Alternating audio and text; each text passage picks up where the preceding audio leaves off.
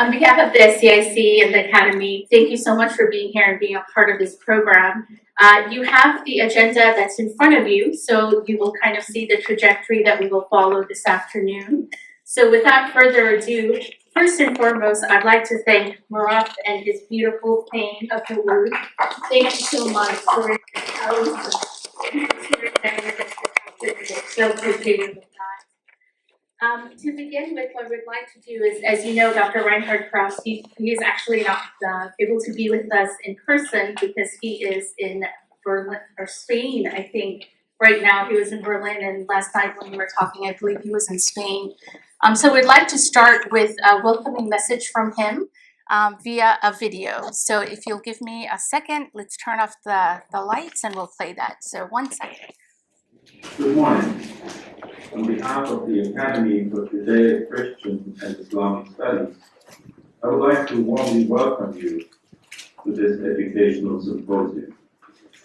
I would have loved to be with you in person to greet and hug old friends and to make new ones. But I'm currently in Germany's capital, in Berlin. I'm particularly happy that this symposium has been organized as a partnership project between the South Coast Interfaith Council and the Academy. Together is better, as they say. Both our organizations share a vision of a world in which our different religious traditions are celebrated as mutually enriching. Firstly, I would like to thank the planning committee for dedicating much energy, great imagination, and countless hours to make today's gathering possible.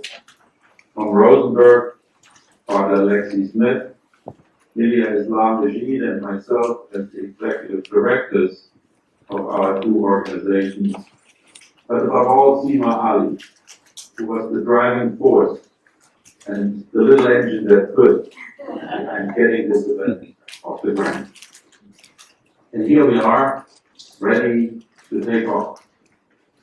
However, we can't begin this educational symposium without mentioning the particular historical moment in which we have gathered. The elephant in the room, so to speak. We've come together from our different faith traditions with grieving and anxious hearts. The horrendous bloodshed in the Holy Land over the past several months has been gut-wrenching. And instinctively, many have retreated into their respective religious communities, closing their hearts and closing their minds to those of a different faith and a different perspective. Let's be honest, interreligious dialogues has become terribly difficult. And this is precisely why this event today is so very important, indeed crucial. Interreligious dialogue is now more important than ever before, lest we become trapped in our respective religious echo chambers. To take some, perhaps small steps out of these echo chambers, our focus today is the city which all three Abrahamic traditions deeply revere and treasure, Jerusalem. Spring is currently in full bloom here in Berlin. Imagine for a moment taking a walk with me through one of the many city parks here. I stop and point out a majestic chestnut tree to you, adorned with fresh, bright green leaves and flowers standing upright like white candles on a Christmas tree. Then you stop in awe and point out the large lilac bush to me, enveloping us with its sweet fragrance. Is this gorgeous park now less beautiful because I am awed by the chestnut tree and you are spellbound by the lilac bush? Of course not.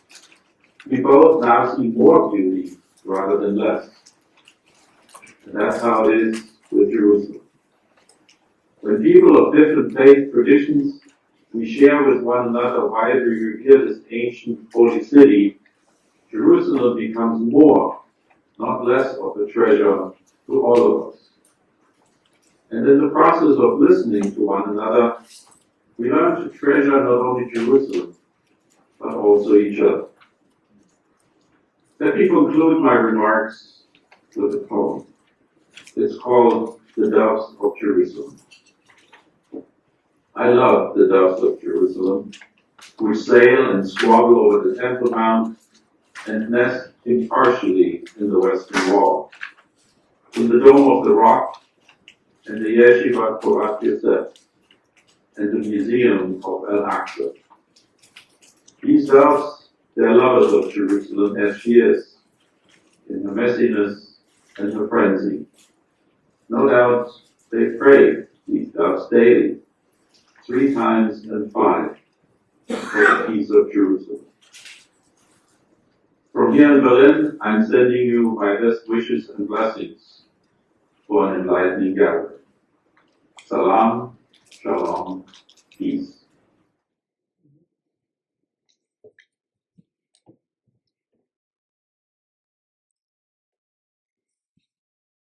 So my name, as I stated a little bit ago, is Milia Islam Majid, and I serve as the Executive Director of the South Coast Interfaith Council.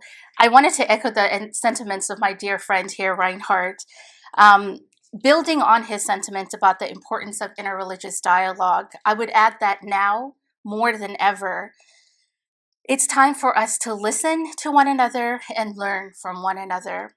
We gather here today to do precisely that, to listen, to learn, to reconnect to that which binds us together, that of a shared history built on faith amidst a place that is sacred to so many, especially Christians, Muslims, and Jews worldwide, that of Jerusalem. That said, I also fully acknowledge that to say that we sit here together today without heavy hearts and a deep sense of sadness about what we're witnessing in the world today, as stated by Reinhardt, would be untrue, for our heart's pain in seeing the pain of others. But I also very much believe that we come here today with a sense of hope and a yearning to do our part to present a counter narrative to what we've been seeing unfold in the last few months. This is what we aim to model today, a demonstration of the good and the holy that can come about when we choose to be together, when we choose to authentically be who we feel God is calling us to be it a Christian, a Jew, a Muslim, or people of any other faith, and granting the same rights to others, even when they respond to this divine call in ways that is different from our own. This begins by taking the time to truly understand one another, and in this case particularly, to understand the religious history that ties us together in this sacred place called Jerusalem. For it is that then leads us to respect, which then contributes significantly to the development of meaningful relationships between each other. And it is these relationships in which we desire the good of the other that ultimately builds the foundation for lasting peace. Like Reinhardt, I would be remiss not to acknowledge the tremendous work of the committee that put this program together, being led by the vision of SCIC co-president Seema Ali. Seema, I'd like you to stand if you could, if you're in this room. There she is. Thank you, Seema. Also, if I may, I would love for the members of the committee to also stand so we may recognize them for the countless, and trust me, there were countless hours of hard work and dedication that was put into this labor of love. So if I could ask the committee to just stand real quickly as well so we can acknowledge their work. Thank you so much. I want to equally express my gratitude to the esteemed panelists, to all the volunteers, and most especially to you for being here today. It is our hope that today, that not only will you gain an understanding of the religious history that's shared by Christians and Jews and Muslims in regard to Jerusalem, but that you'll also discover in our respective religious traditions the wisdom and the superior motivation to ensure the triumph of mutual understanding and cordial respect through what will be shared by the scholars, by the clergy, and the community leaders this afternoon. So again, on behalf of the SCIC, I thank you for being here today, and I look forward to many such similar gatherings in the near future as we consciously choose to be together and model what it means to live in peace, in understanding, in friendship, and in love of one another. At this moment, I'd like to introduce our Master of Ceremony, which will be Father Alexi Smith, who will then introduce our guided meditation and take over the rest of the program. So please, Father Alexi, thank you so much, everyone.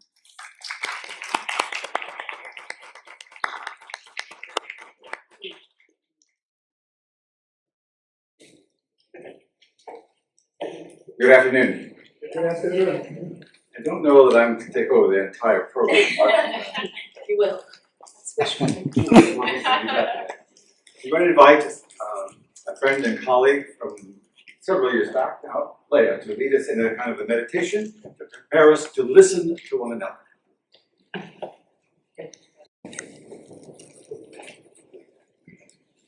Good afternoon. You are my siblings, I am a new face to many of you. My friend Jana Goslin, whom I met doing my doctorate in theology, she asked if I could cover for her, and I was happy to see friends in Gabe and a few people. So I would just like to invite you, from what I know of brain research, I'm aware that our narratives, our thinking, is one part of our brain. Our feelings in our body, another part of the sensations that register. But our essential self, what many of us would call our soulful self, is what witnesses both our thoughts and our feelings. And that's what we're going to try and come into consciousness with now. I think it's exciting that it's a mystery where consciousness resides, because it is part of what connects us to everyone else. And it can't be commodified yet by AI. So I'm going to remind you of William Blake's beautiful poem in which he says, we're put on earth a little bit to learn to bear the beams of love. And I honor each of you with gratitude that you took the time and effort to come and be here. That you're kindred spirits, clearly. And I'm also grateful for the hours and effort that went into investing in this, because we can grieve together. We can acknowledge what is heavy in our hearts together, and we can also affirm our hope. So what I'd like to invite you to do is to put one hand on your heart and one hand below your belly, your abdomen. And please uncross your feet and put them on the floor. And I'm going to invite you to wiggle your toes.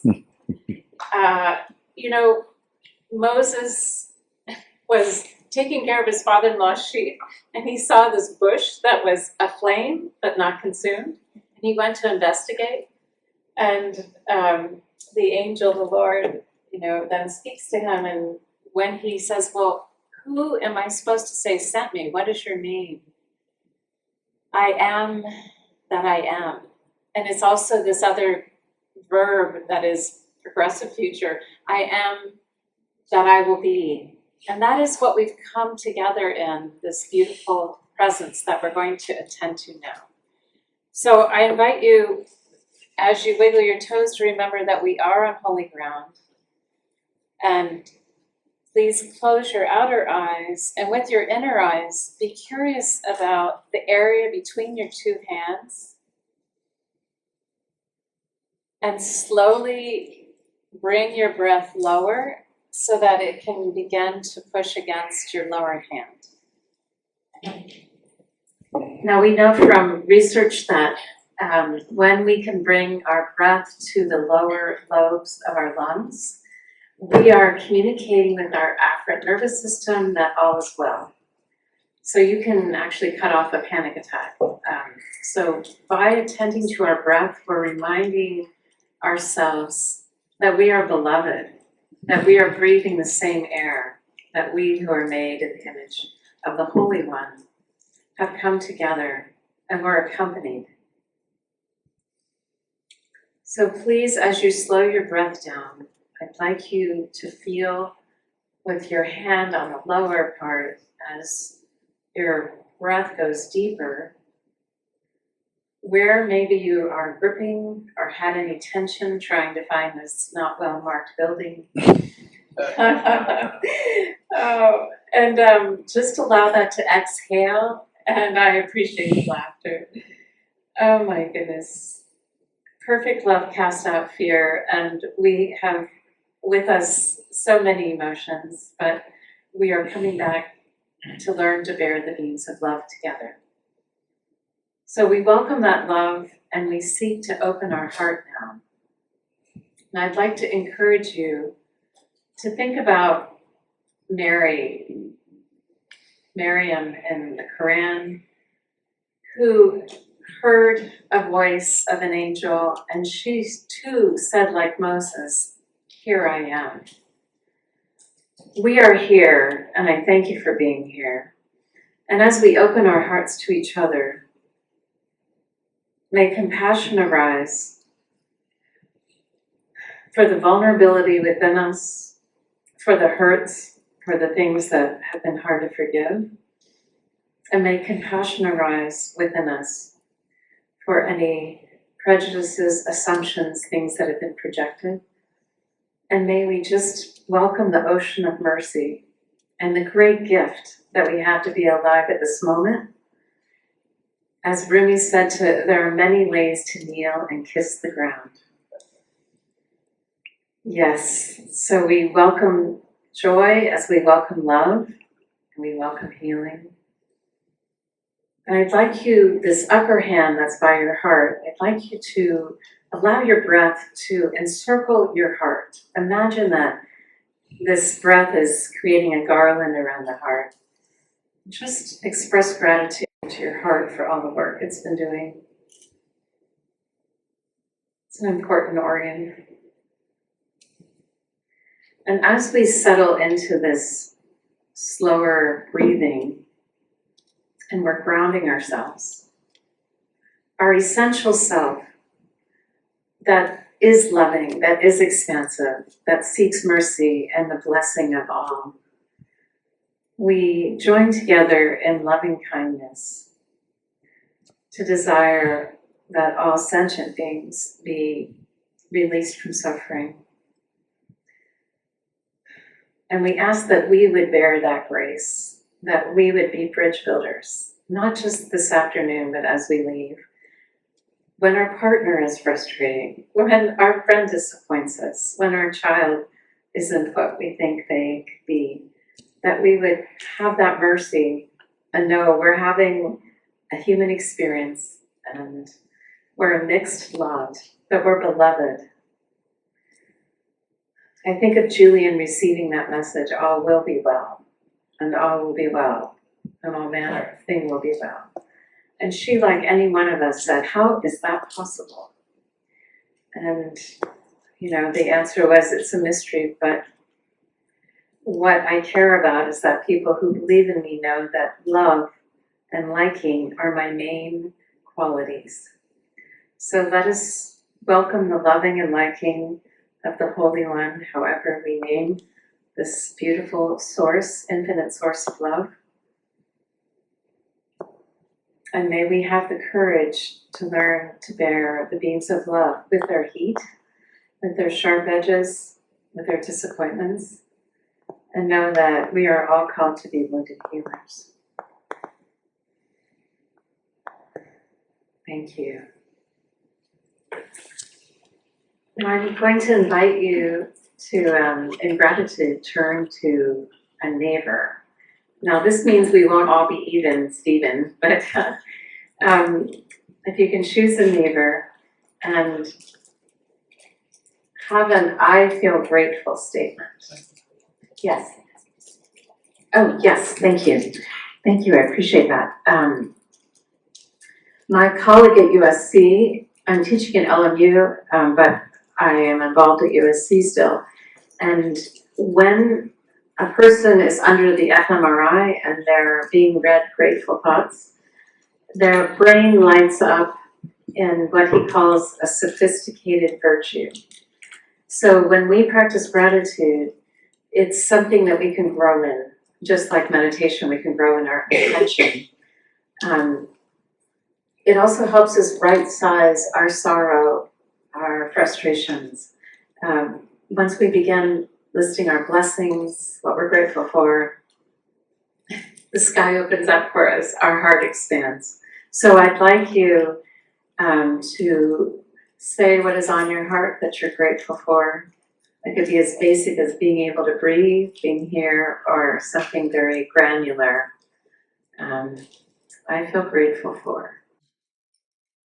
To have the courage of love and peace here in Jerusalem today means not allowing hatred, revenge, anger, and pain to occupy all the spaces of our hearts, of our speech, and of our thinking. It means making a personal commitment to justice, being able to affirm and denounce the painful truth of injustice and evil that surrounds us without letting it pollute our relationships. And that's the goal this afternoon. To listen to one another, to learn from one another, to experience each other's thoughts, griefs, hopes, and desires. We're going to do that through a series of 3 different panels. First one is based more academically. So I'm going to invite the members of the academic panel to come forward now. It'll be the same process for each panel. Each speaker will have approximately 10 to 12 minutes, and then we'll have some interaction between them. And then we will have questions from you. I'm not going to go through bios. They're printed in your program. 2 of the 3 speakers for this panel are present with us. The third, Dr. Quazzini, is ill, but he's going to make an effort to address us via Zoom. So we have Dr. Raven Firestone and Dr. John Barton. Gentlemen, 10 minutes, and I'll give you the 2-minute warning. Hello, everyone. It's wonderful to be here.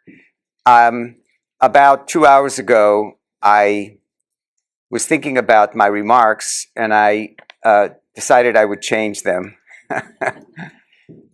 So I think you'll see why. This will be a little bit less polished, I think, and less good on the timing. So help me with that. I know you will. But it'll be a little more, I think, from the heart. So let me begin and just tell you that, part of me wants to convince you all that Jews think that Jerusalem is a very holy and sacred city, despite the fact that Jews haven't really been working hard, it looks like, to come back to Jerusalem for thousands of years. That's something I want to say, that doesn't mean that it's not a sacred place for Jews, and we'll get to that in a moment.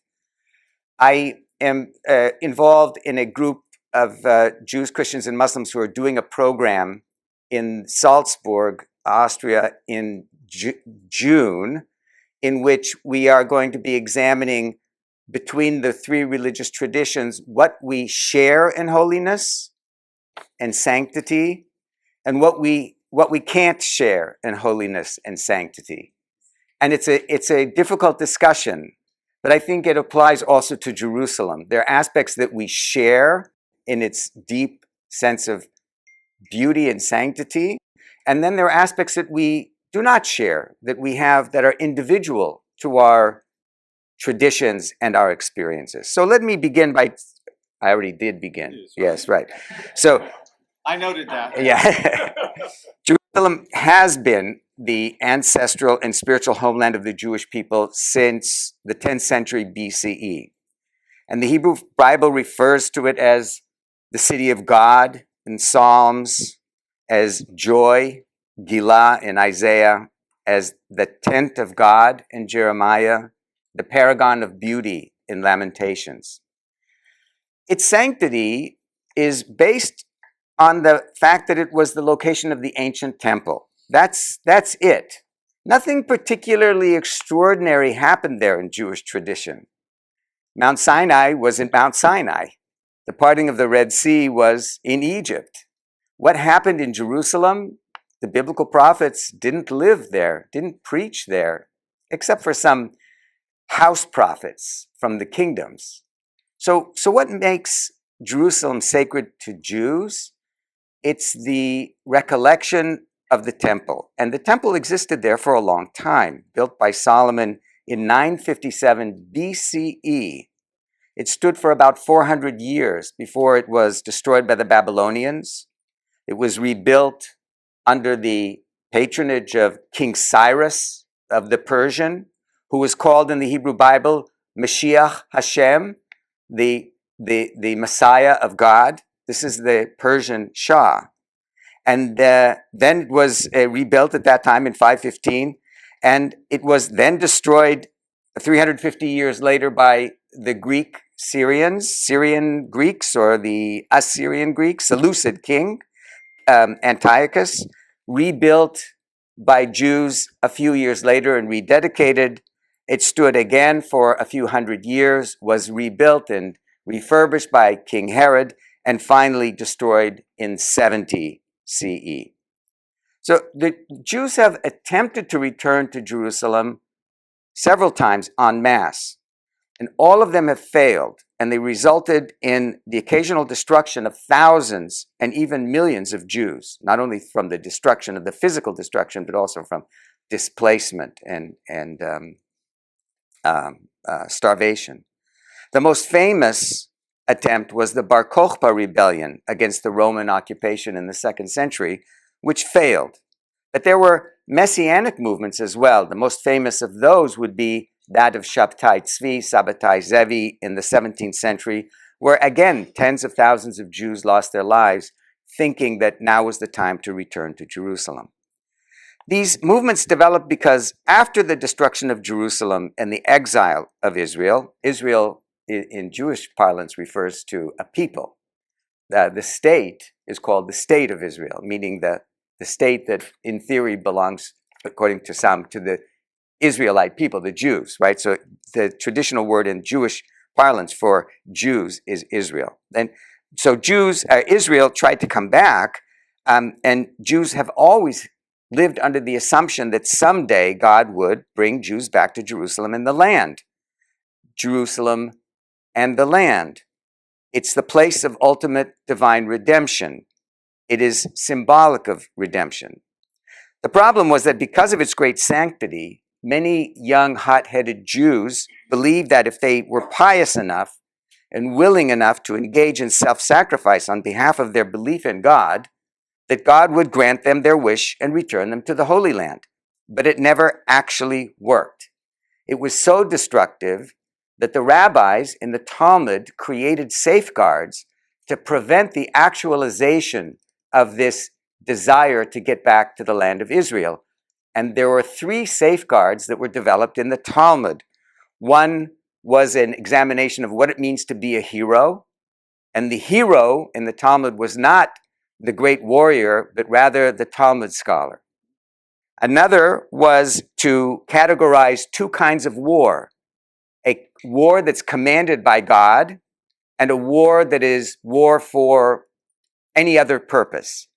And the only wars that are commanded by God, according to the rabbis, are wars of defense and wars for the preservation or the conquest of the land that is commanded by God. So one question among some Orthodox Zionist activists today is, did God or does God command us to retake this land? If that's the case, that's a sacred war. Otherwise, wars are not to be fought except in self-defense. And then the third safeguard is a very interesting one. It's a story based on an interpretation of the Song of Songs, the great love poem in the Hebrew Bible, a strange location for authority, in which the rabbis devised there were 3 vows that God required of the Jews and humanity. To the Jews, God required that they never rebel against the Gentiles, never rise up and fight for their rights, if you will, physically. 2, that they never emigrate to the land of Israel en masse. This was in the Talmud. And the 3rd is a vow to the Gentiles that they won't persecute the Jews too much. That's how it's written. They won't do it too much. And this is supposed to sustain the Jewish people until the time is right for the return of the Messiah.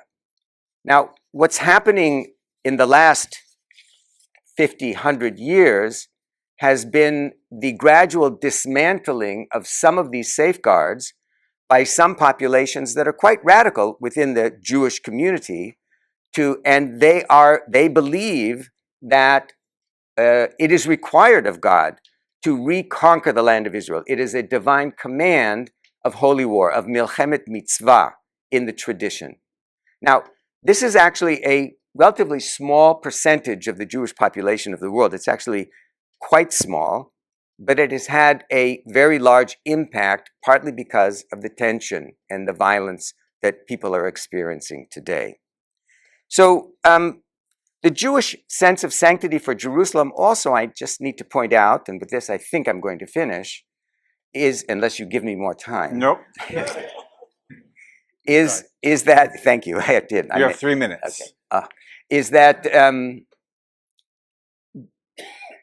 Jewish identity is not a purely religious identity, right? It's hard to be a Christian if you don't believe in God. It's hard to be a Muslim if you don't believe in God. It's easy to be a Jew if you don't believe in God. Okay, it might be a little more difficult than if you did, but you're fully accepted within the Jewish community. You are a part of the Jewish people.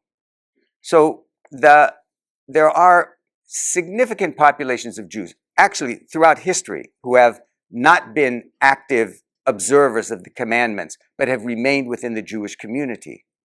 Today, it seems to be increased in the modern period, but the sanctity of Jerusalem, the pull of Jerusalem, the idea of Jerusalem still remains among Jews who are not religious for a variety of reasons.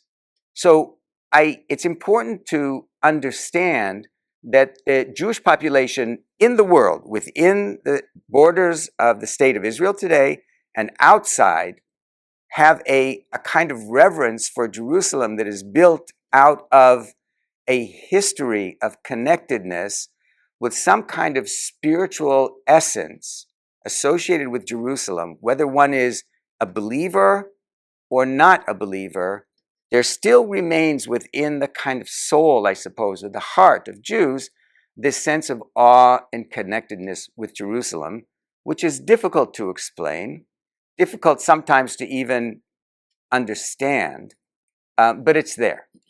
And I think I'm going to just close with that. How did I do? Very well. Thank you. Dr. Barton, 10 minutes. Yeah, thank you. Well, good afternoon, everyone, and I'm honored to be here, be a part of this, be with the organizers. Thank you very much, and to be with my distinguished colleagues. And glad Hadi can join us. I feel like he's looking over my shoulder, but I feel so glad that he can join us on Zoom. And my job is to give somewhat of a brief academic overview of Christian perspectives on Jerusalem. I have to say, first of all, that I think the value of academics is when it has legs, and so I hope that this offers something that's helpful on the ground for the more important work that you all do and that we all do together. But let me just jump in, and I'll start by stating the obvious. Christian perspectives on Jerusalem are varied, and they are complex. And when I was preparing these brief remarks, it reminded me of a story from some years ago of a teacher who was trying to teach Christian history and about all the different Christian traditions to a group of school children. And as he was going through this, a young boy on the front row raised his hand, and this young boy was trying so hard to keep up with the story and remember all the categories. And with a puzzled look on his face, he said, "Can you go back and just explain again the difference between Catholics and prostitutes?"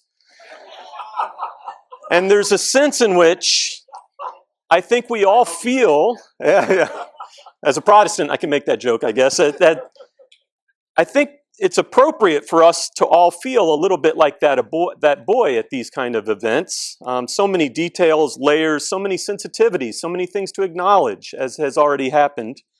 But if nothing else, such realities call us to humility in this task and call us to charity for one another, and I hope to embody that in the next few minutes.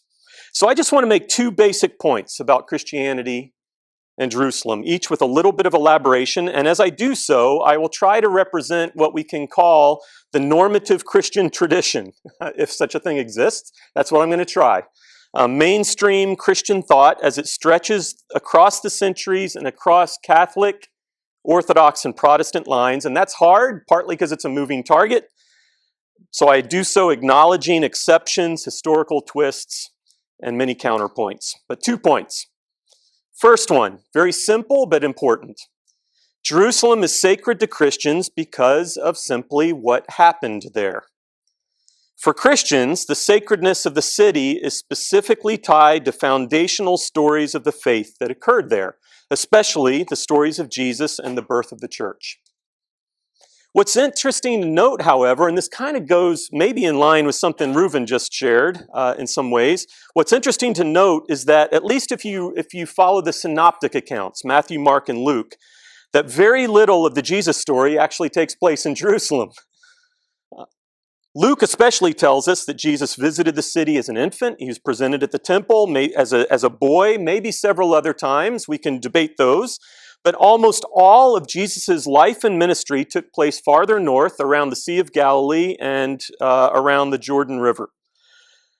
So when it comes to the importance of Jerusalem, we're primarily talking about a few days. We're primarily talking about the final week of Jesus' life and the events related to the death, burial, and resurrection of Jesus, as Christians understand that.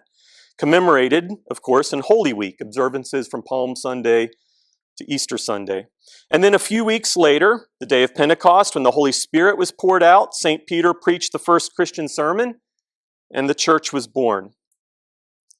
And so with all of that in mind, when Christians refer to the holy city and its holy sites, or for that matter, more broadly, to the Holy Land, or the Holy Lands, if you prefer, the adjective holy there doesn't point to something inherent in the city or the land itself as much as to these foundational events that are holy in the faith. One way that I think about this, it's not uncommon for pilgrims, Christian pilgrims and others who go to Israel to take home with them a small vial of soil from the land, or maybe water from the Jordan.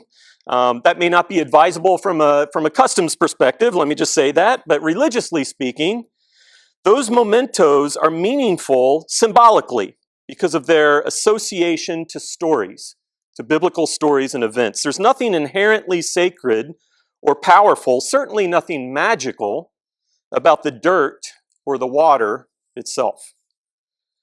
Having said that, the sacredness of these sites can be understood and experienced in different ways by different Christians. For me, personally, and for many others, it is deeply inspiring and moving to visit Jerusalem, to walk where Jesus walked, to make personal connections to the stories that shape my faith. For other Christian pilgrims, they believe that beyond just the historical connections and reflective opportunities, there is actually a special level of divine presence at the sites that can be felt, that maybe makes miracles more likely. Still, despite such differences, Christian thought links the sacredness or power of the sites to the biblical events, not to something intrinsic in the places themselves. So my first point, number one, generally speaking, Jerusalem is sacred because of what occurred there. But before I move to my second point, I need to note one complicating factor here when trying to represent Christian thought, and this is an important one. While there's broad mainstream consensus for what I'm saying, that Jerusalem is sacred because of the stories from the past, some Christians, including many American evangelicals, not just them, but they're relevant today, use more literalist readings of certain biblical passages to also identify the city with future events, especially associated with the second coming of Christ. That is a huge topic, and I'm glad I'm almost out of time because I don't need to address that. But my main point here is simply to acknowledge such views, but also to note that identifying Jerusalem, or anywhere else for that matter, as the actual geographical location of Christ's return does not enjoy the same level of consensus in mainstream Christian thought, and the debates are often quite contentious, in part because of the political implications.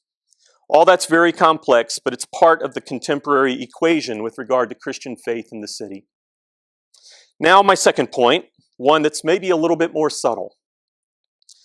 Jerusalem is sacred to Christians because it is the epicenter of gospel expansion. Am I doing okay for a couple more minutes? Okay. Let me say that again. Jerusalem is sacred to Christians because it is the epicenter of gospel expansion. And here's what I mean. The Christian faith is defined by a gospel-framed, spirit-fueled movement from Jerusalem to the ends of the earth, to use the language of Acts chapter 1. So while the Christian story starts and is anchored in Jerusalem, I think it's important to say historically, ethnically, and theologically, the city's role is shaped by outward expansion and what we might consider a kind of centrifugal force. A centrifugal force, of course, is one that emanates outward from a center point. And so we see Jesus telling the Samaritan woman at the well in John chapter 4, for example, that, quote, "A time is coming," Jesus says, "when you will worship neither here in Samaria nor in Jerusalem, but rather in spirit and in truth. Because," Jesus says, "God is spirit." This is also why in the letter to the Philippians, St. Paul calls Christians to think of themselves not primarily as members of a city or a culture or a nation. We are that, but not primarily, but as citizens of heaven. That's Philippians 3, verse 20. So we might say that mainstream Christian logic is less about going back to Jerusalem and more about going out from Jerusalem. And this is part of the reason why, for example, pilgrimages to the city are not obligatory. They're valued, but not obligatory. And why Christian prayers are not directed toward the city. One little side note here. There are strong traditions in which churches orient eastward, to the east, for a variety of reasons. But those traditions, those practices are not universal, and eastward orientation is not always directly linked to Jerusalem. Sometimes it is, sometimes it isn't. But before concluding, let me just note a couple complicating factors with regard to this second point, and then I'll be done. Sometimes expansionist themes in Christian thought that I've just described are used by Christians to render Jews and Judaism as irrelevant to Christianity. Or worse, Jews are treated as a negative foil to Christianity, which then fuels anti-Judaic and anti-Semitic impulses. This is a serious matter historically and today, as we all know, but it's at least worth noting that the expansive logic of the gospel can also be understood in ways that include Jews and align theologically with Judaism. It's a point of debate in Christian theology. Second complication, and then I'll conclude. There is an alarming increase in today's world of Christian nationalism, including places like Russia and the US and elsewhere. I guess I should say newsflash, by the way, if you've been living under a rock. There's much to say about this as well. But for many Christians, myself included, the universalizing citizens of heaven logic actually provides a powerful check. I would offer the most powerful check from within Christianity to all forms of Christian nationalism wherever they appear. And that's a really important point, but maybe one for another event. And with that, I think my time is up. So I'll Perfect stop timing. there. Perfect timing. Thank you, Doctor. Yeah.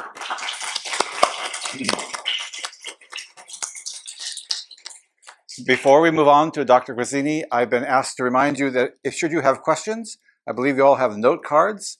Please write the question on those note cards, and then James and Jacques are going to go around and collect those cards so that we'll be able to engage in some discussion afterwards. Dr. Guazzini, we're very thankful that your health has improved and you're able to join us via Zoom.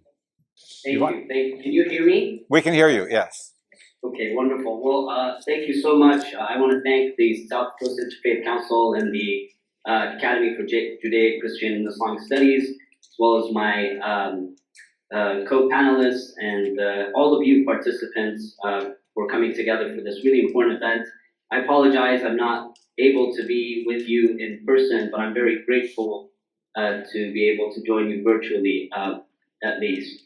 So I thank my colleagues, Dr. Ruben Firestone and Dr. John Horton, for doing an outstanding job of encapsulating all of Jewish academic and Christian academic perspectives on Jerusalem in 10 minutes. That was fantastic. And we'll try to do the same with respect to Islam. I'll try. So Islam is the third of the Abrahamic traditions. From the perspective of Muslims, Islam is the last revealed divine message. And the major figure in the Islamic tradition is the Prophet Muhammad, who was born in 570 and dies in 632 of the Common Era. And in Muslim tradition, he is considered the seal of the prophets. So, putting an end, essentially, to the long line of prophets and messengers, beginning with Adam and continuing on through Noah, Abraham, Ishmael, Isaac, Jacob, Joseph, Moses, Aaron, David, Solomon, Jesus, and many others, all the way until Muhammad. So Muhammad is considered the seal of the prophets, and Islam is the final revealed message of God. And the major sources in the Islamic tradition are two.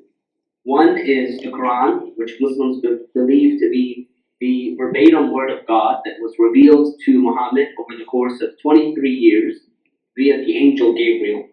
And the second is what is known as the Sunnah, or tradition, which is the prophetic teachings, the teachings of Muhammad as relayed by his followers and the subsequent generations of Muslims.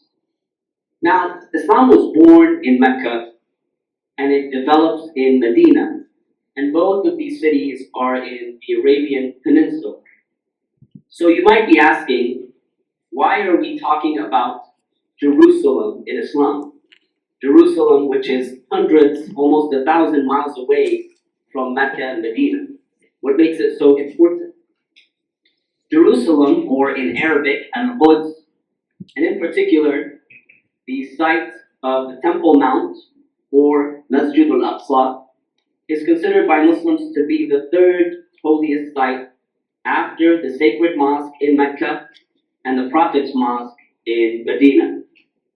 Theologically, or religiously speaking, the sacredness of Jerusalem stems from two important reasons Jerusalem is considered to be sacred. Number one, it is considered to be the site of the Prophet Muhammad's miraculous night journey from the sacred mosque in Mecca to what is referred to in the Quran as Al-Masjid al-Aqsa, or the furthest mosque in Jerusalem. This is known as the Isra, the night journey. And the second portion of this trip is the heavenly ascension of Muhammad from the Temple Mount, from Jerusalem, up to the heavens, which is known as the Mi'raj. This is one reason why Jerusalem is considered to be sacred amongst Muslims. And the second reason is because Jerusalem was the first direction of prayer after the Prophet Muhammad's settlement in Medina, before changing from Jerusalem to Mecca. And both of these events, that is the night journey and the heavenly ascension, as well as Jerusalem being the first direction of prayer, both of these events are referenced in both sources, the Quran and the prophetic traditions.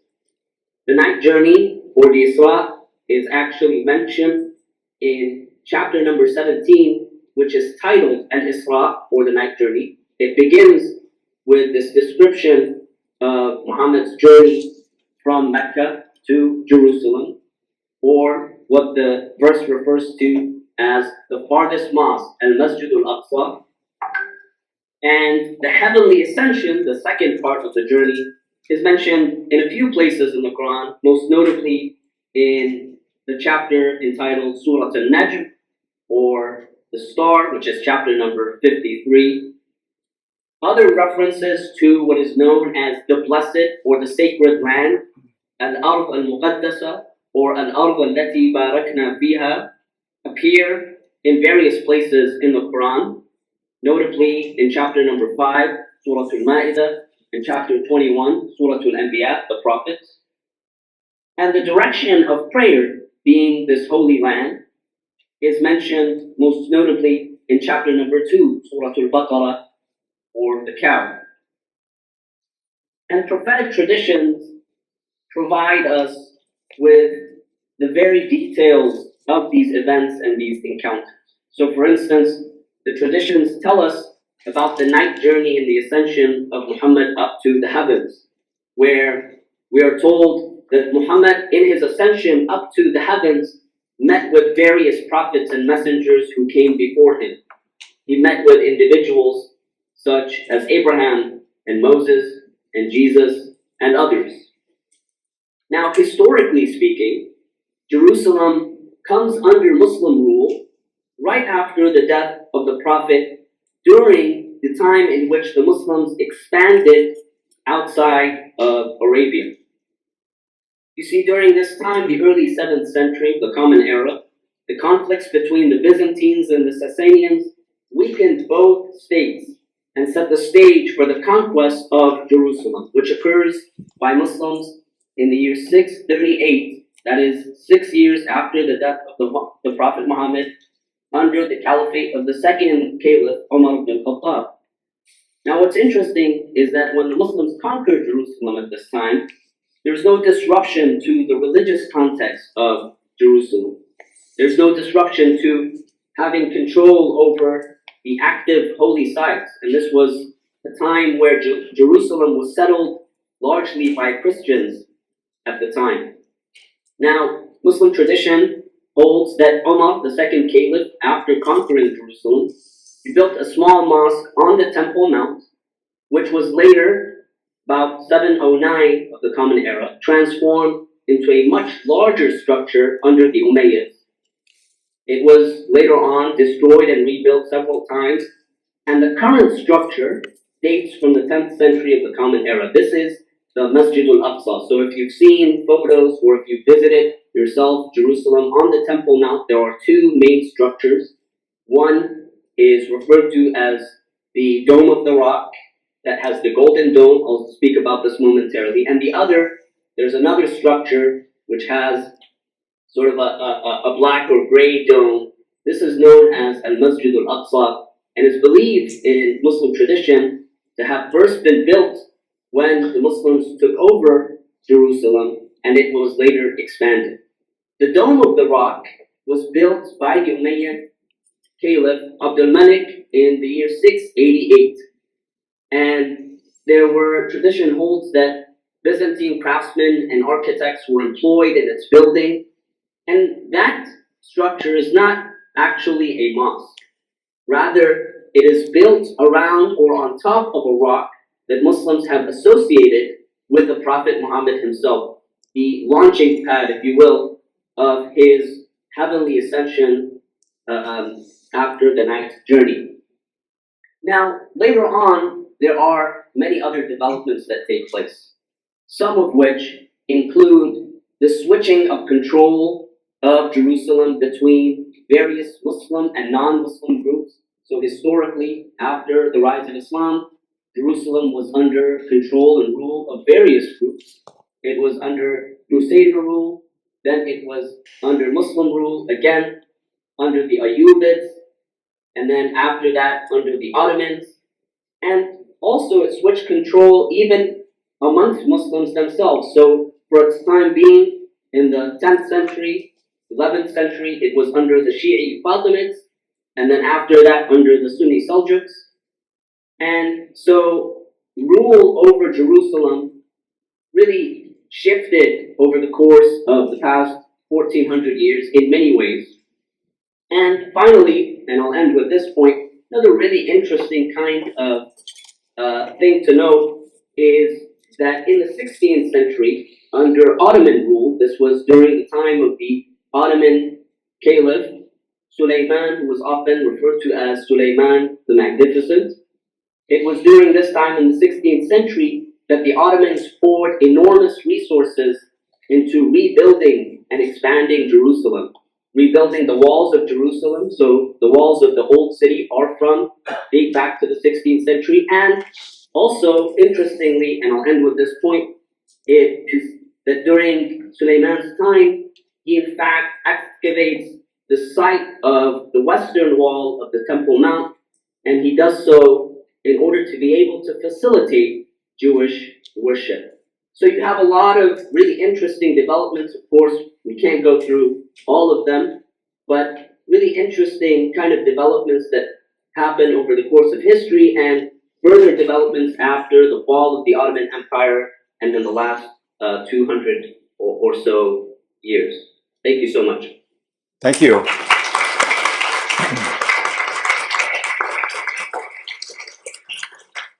Now, gentlemen, as we're waiting for other questions to come forward, as scholars, as academics, what did you hear in each other's presentation that might have spurred you to think that, yes, I can identify with that, or I don't identify with that in any way? Do we have to go in the same order? No, or you can go in any order you wish, Rabbi. Would You want me to go first? Yeah.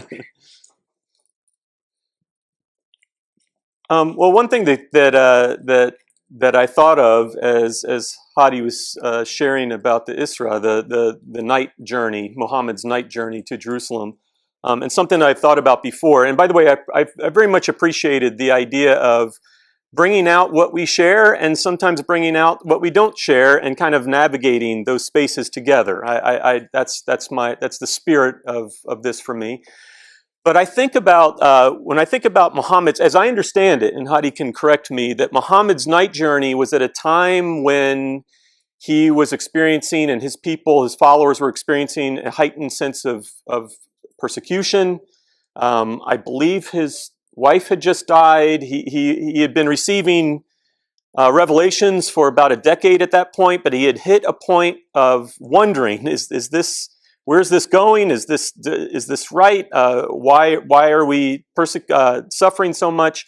And that the night journey was a journey of confirmation, confirmation of his prophetic call. And that makes me think, in my faith in the story of Jesus, of the Mount of Transfiguration in Mark chapter 9 and some other places, where it's a pivotal moment in the teachings of Jesus and his disciples, Peter, James, and John especially, and the others are confused. This can't be right. What's going on? This doesn't seem like what we should be doing. And there's this special moment on a mountain, where Jesus is transfigured in front of them. It's a way of saying, I know you don't get what's going on, but it's going to be okay. This is from God. And I feel that connection between that story and the Isra.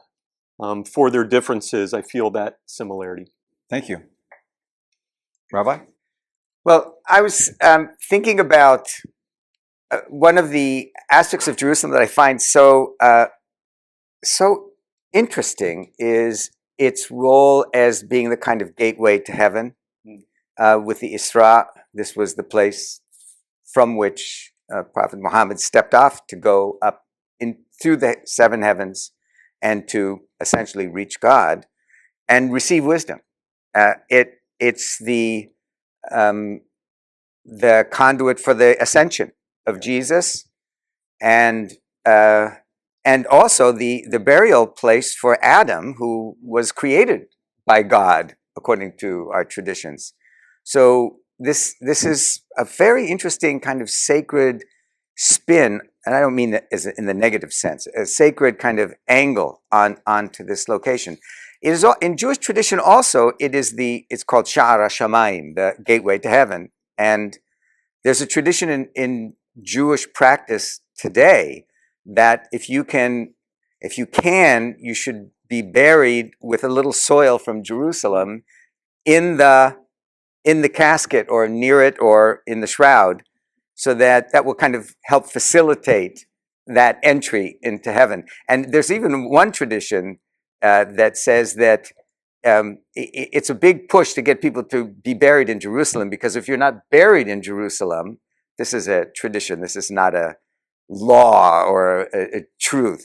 The tradition is, well, you're going to have to roll your way all the way to Jerusalem before you can actually go up to heaven when the time comes, when the Messiah will finally come. So it's much easier and much less trouble if you're actually buried there. Yeah. So it's nice, and you historically you see competition over burial places in Jerusalem between the three faith traditions. Who could get the most prized spot and location because of that thing. So I think that from a kind of folkloristic, but behind it all is this deep sense of spirituality, and behind that, I think, is a certain anxiety within our three traditions about who's maybe more right. So I think it's important for us to also to acknowledge that. Dr. Rossini?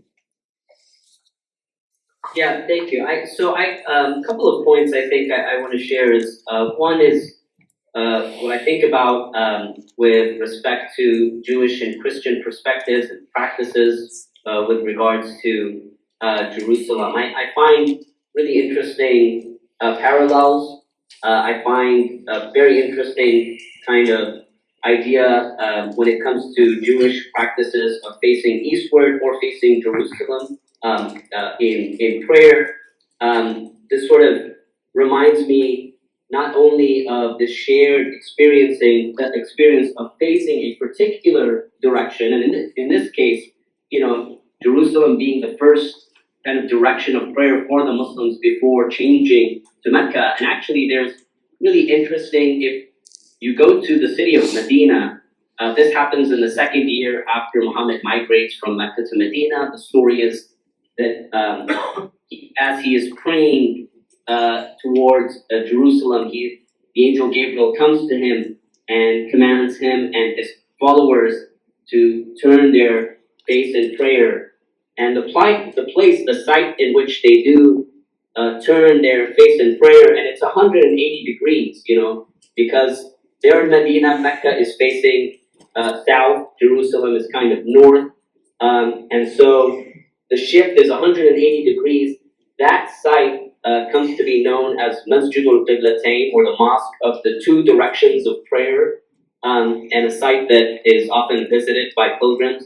But not only is this reminiscent of this shared experience of turning towards Jerusalem in prayer, but also as a sort of an intellectual historian who is fascinated with legal debates and discourses, I find interesting parallels in Jewish and Islamic legal discussions about the scope of the direction of prayer, right? So these jurists come together and they start to think about all of these different possibilities, right? And depending on where you are in the world relative to the object of prayer, whether we're talking about Jerusalem in sort of Judaism, or we're talking about Mecca in Islam, there's this idea that the direction of prayer becomes either more broad or more narrow. So I recall reading in Jewish discussions sort of how if you're outside of the Holy Land becomes the object or the direction of prayer. And then if you're in the Holy Land, it's Jerusalem. And if you're in Jerusalem, it's towards the Temple Mount. And, and then the most specific is the Holy of Holies, which was a very important site, in the temples.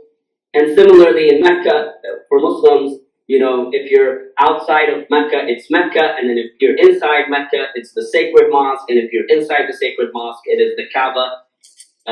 So I find really interesting parallels there. I also find a lot of, and appreciate a lot of sort of Christian perspectives of recognizing Jerusalem for what happens there in relation to Jesus, whether we're talking about his death or his burial or his ascension, and especially through pilgrimage. Again, this sort of not only is reminiscent of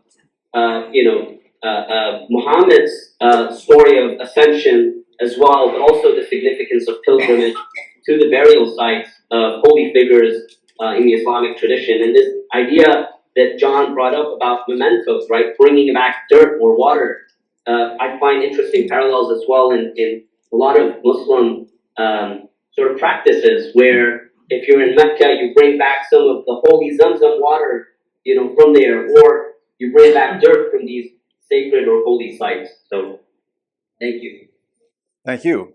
Let's stay with geography for a moment, and with you, Dr. Quazini. There's a question: does the Quran specifically identify the location as the Temple Mount, where now we find the Dome of the Rock?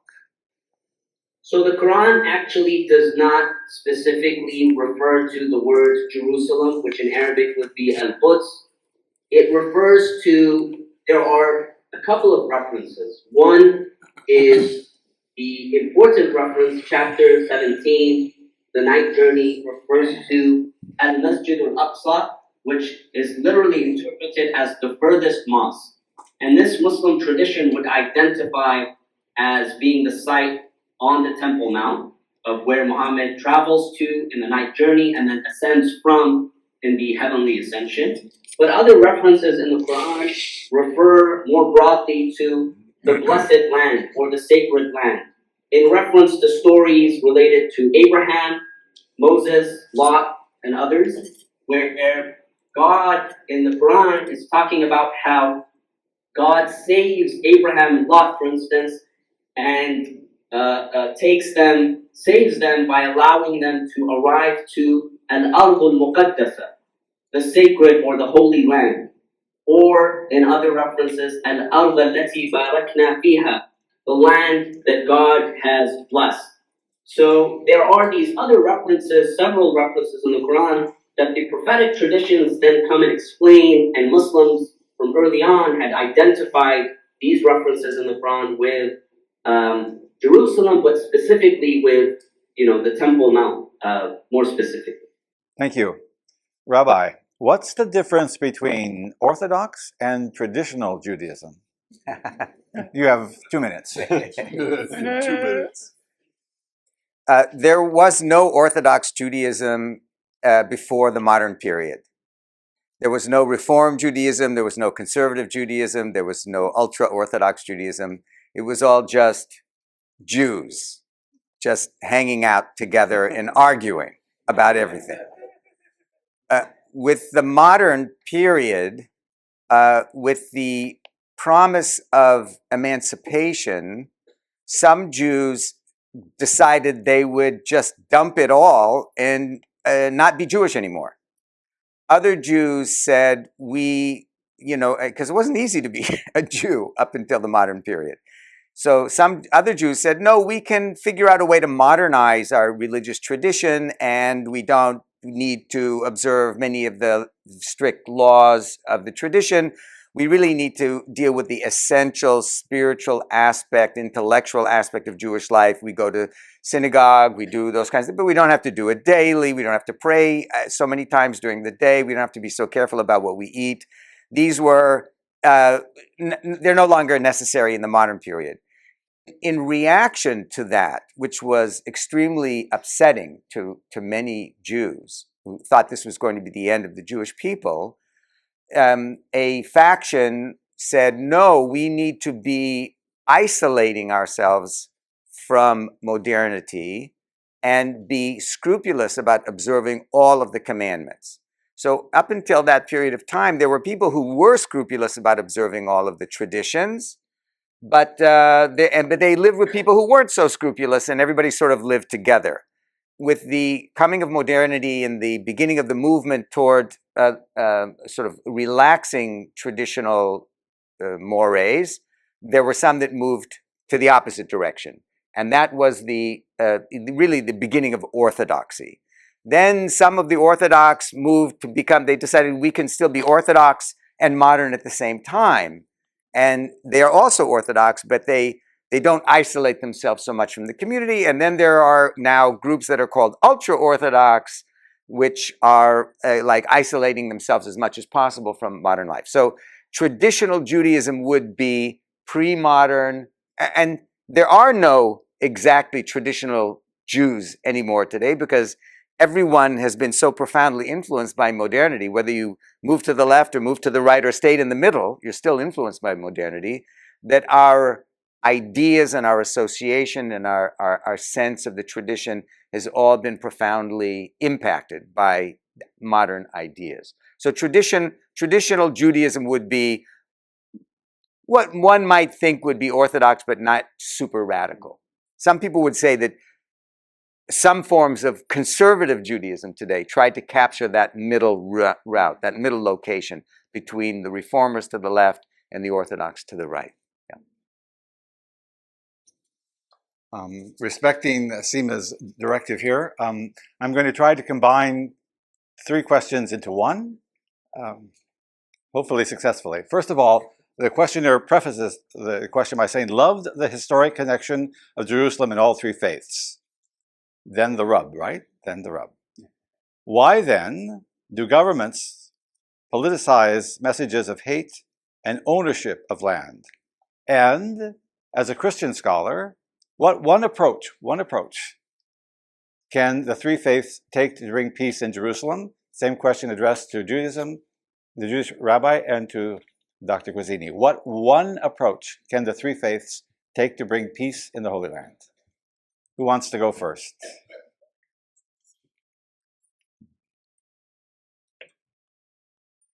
I'm not answering the question. One of you are. And please hold the mic up. One approach. I don't think there is a one approach. I'm sorry. I just don't. I think that's in a way, it's an unfair question. I appreciate the question, but it's a. I don't think there is a single approach. If I'm understanding the question correctly, I think that there are so many ways that our fellow religionists within our traditions and between our traditions understand our traditions, that there's no single way to move people in a particular direction.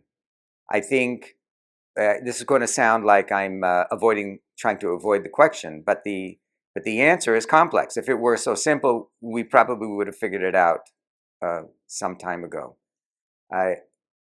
There are Jews who think that Jerusalem is so sacred that there should not be a Jewish state there. There are other Jews who might look the same, who think that Jerusalem is so sacred that there should only be a Jewish state there. So there's just so much difference. I wish there were. Yeah, I've said it. Understand. Yeah. I think I feel some of the weight of the question as well. I mean, on the first part, the first part of the question, or the first comment that you said, why do our communities and our nations and why does our world fight over these things and these territories? And well, some of that has to do with religion and some of it doesn't. It's all very, very complicated.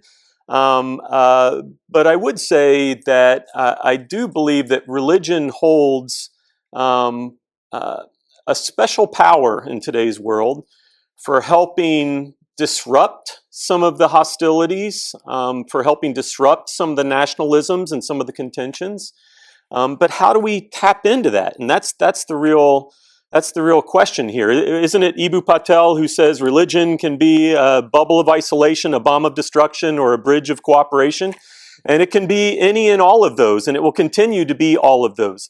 But how do we as communities tap into our better angels? How do we tap into that side of our faiths that don't call us to barricade ourselves into bubbles or to throw bombs at each other, but to lean into those teachings, those thick teachings, if you will, that call us to reach out in hospitality and in bridge building. And I think, again, what's the one way, or what is a one way, I don't know, but I will tell you one way that I'm passionate about and that I try to share with my students and that I think is happening right here.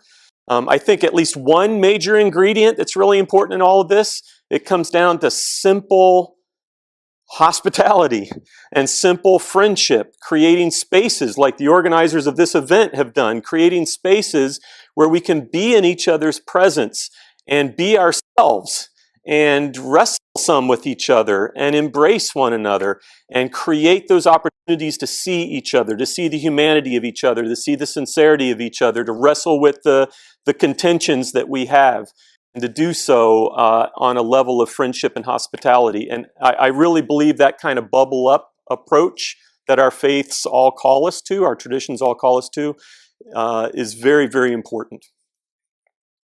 Dr. Fazzini? Yeah, I will just say very briefly, adding to what my colleagues noted, I think that we have to start working towards getting comfortable with discomfort. I think we need to have difficult conversations. I think we need to have very uncomfortable conversations, because, we can come together, I think, and learn from one another as we are, this afternoon, which is excellent. I mean, that's the first step. We have to learn about one another in order to be able to appreciate one another's religious traditions and histories and so on and so forth.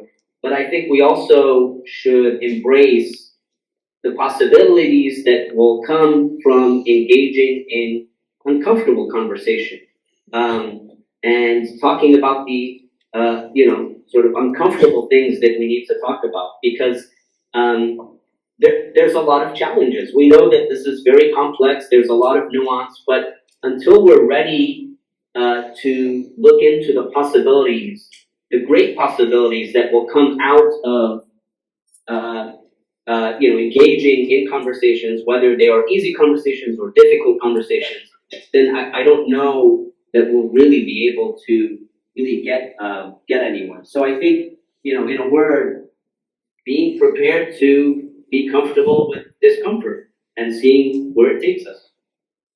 Can I add one thing? Please. Just very, very briefly. I appreciate that. And that what came to my mind, and this is something that's been important to me in my tradition. I'm curious how it translates across, or if it is. But to me, one of the important things to keep in mind in these kind of discussions is the difference between optimism and hope. And if optimism, I do not see many reasons to be optimistic in today's world. If optimism is our human understanding based on what we see, what we understand, what we interpret, what we calculate, what we project, there are many reasons to not be optimistic in today's world, especially at the intersections of these three traditions. But I think all three of our traditions call us for something beyond optimism. They call us to something that at least in the Christian tradition I would call hope, where you expect there to be something that comes beyond human understanding and beyond human calculation, where you expect the possibilities for inbreaking of peace in ways that are surprising. Surprise being, I know, a key theme that Christians have learned from the Jewish tradition. And I just wonder if that difference between optimism and hope is something that's important in these discussions. I want to mention a negative now, and that is all our three traditions also have an inclination. We have vectors of thinking, vectors of theology, vectors of or trajectories of thought about all kinds of things. And one of them, which I think is extremely dangerous, although I understand how it evolved, is what some people call messianic movements, messianism. This kind of Hail Mary throw. It's gonna happen. We're close to being redeemed, because then that instigates unreasonable expectations and often violence. And we have those in all of our traditions. We may not always call them messianic exactly, but they have the same qualities and the same aspects. And today, I think what's happening in Israel, Holy Land, Palestine is an activation of messianism in both the Jewish communities and in the Muslim communities. And there are good reasons for it. I mean, one could say historical reasons for it, but it's not a way to go, and it's causing tremendous, horrific results. Yeah.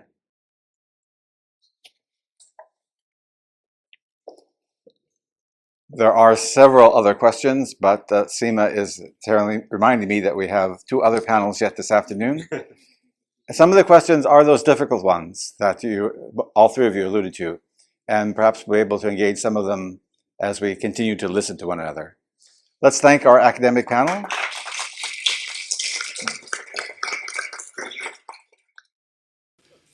All right. Our second panel consists of clergy.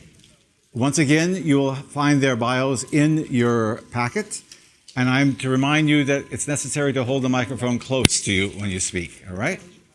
So, Jerusalem, from a Jewish, Christian, and Muslim clerical, if you will, viewpoint.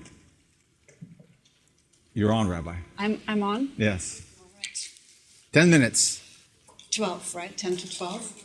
10 to 11. 12, it's a 10 to 12. All right. I'm on this panel as an almost rabbi, as a Jewish clergy person, and I'm on this panel as a poet.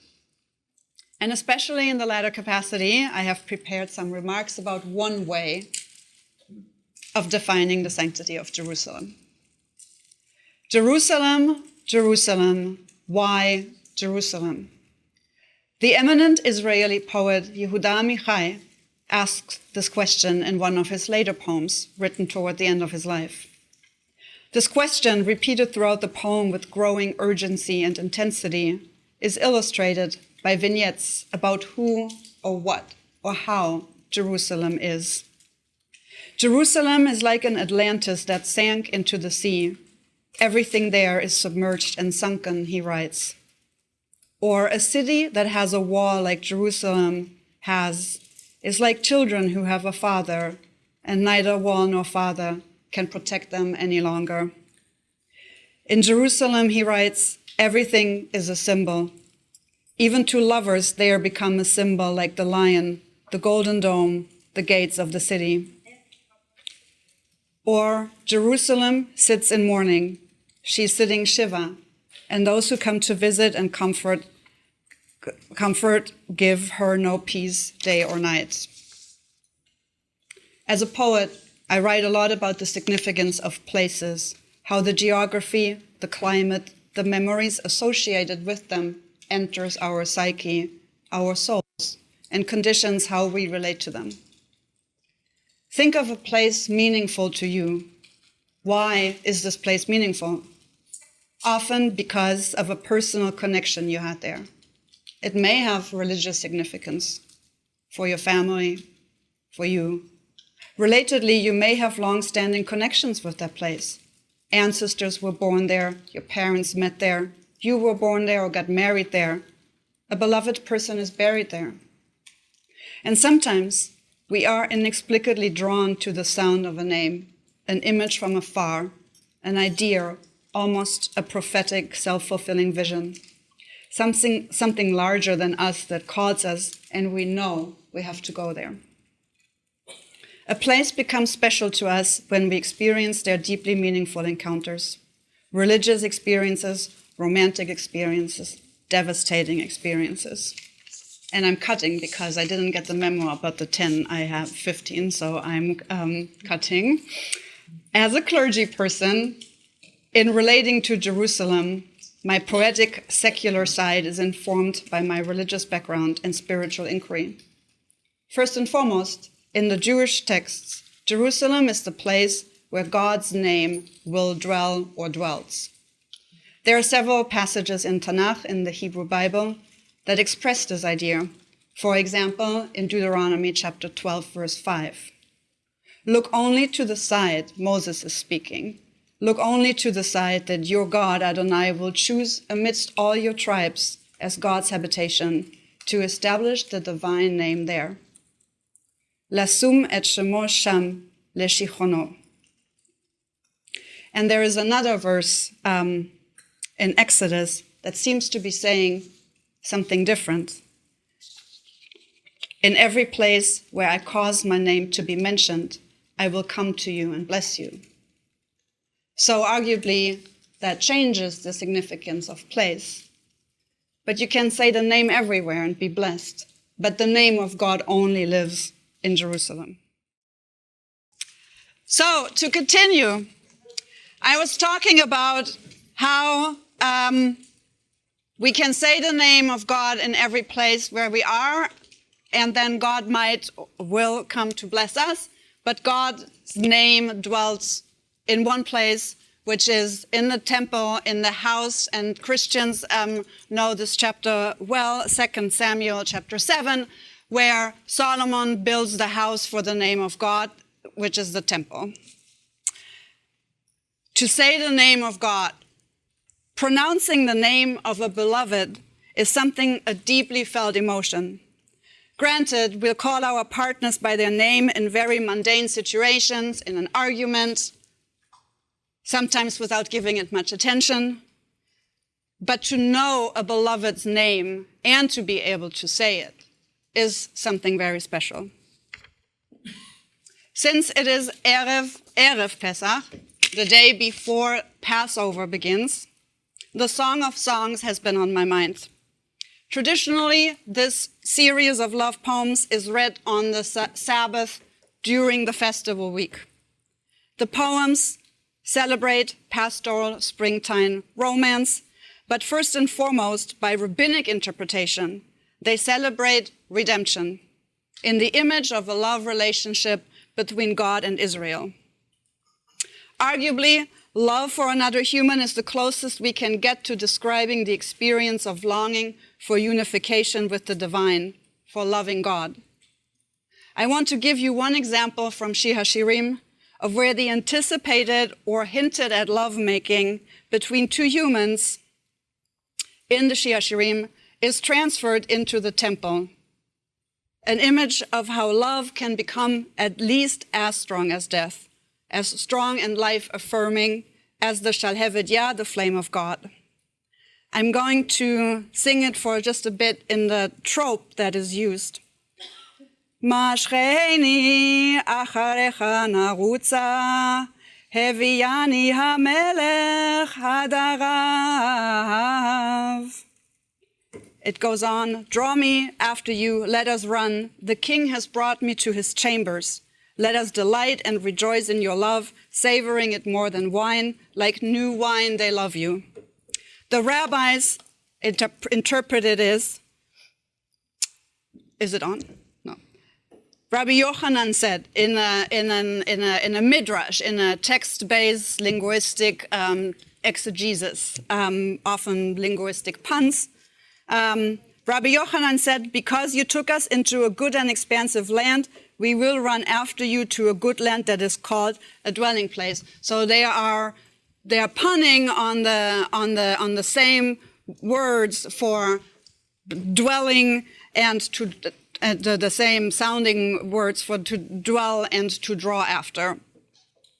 Another rabbi says, because you rested your divine presence, the Shekhinah, which is related to the Mishkan, in our midst, as it is written, they shall make for me a sanctuary, and I will dwell among them, which I think is known to other faiths as well. And then Rabbi Yehoshua ben Levi said, the Israelites yearn for the divine presence, as it is stated, let me, my beloved, come to his garden. This is another verse from the Song of Songs, the Song of Solomon, to his wedding canopy. It's again based on a Hebrew pun. And the wedding canopy, in a different midrash or a different interpretation, is elsewhere compared to the temple. Passover, which I said begins tomorrow evening, is the festival of the beginning of the Jewish redemption narrative.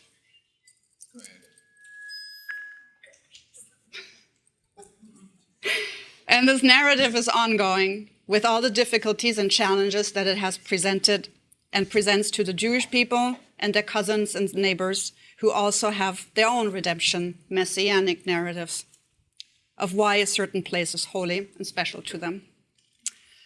I have lost track of where I am. I brought 3 poems that I wrote. I'm happy to read just one. 2? Fine. That's amazing. Thank you so much. I'm trying it now. All right. Just in time for the poems.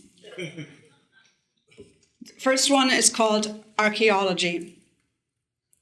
Empty-handed, I return from the rich man's field. Again, the moon stands high over Jaffa Street. Shabbat is over.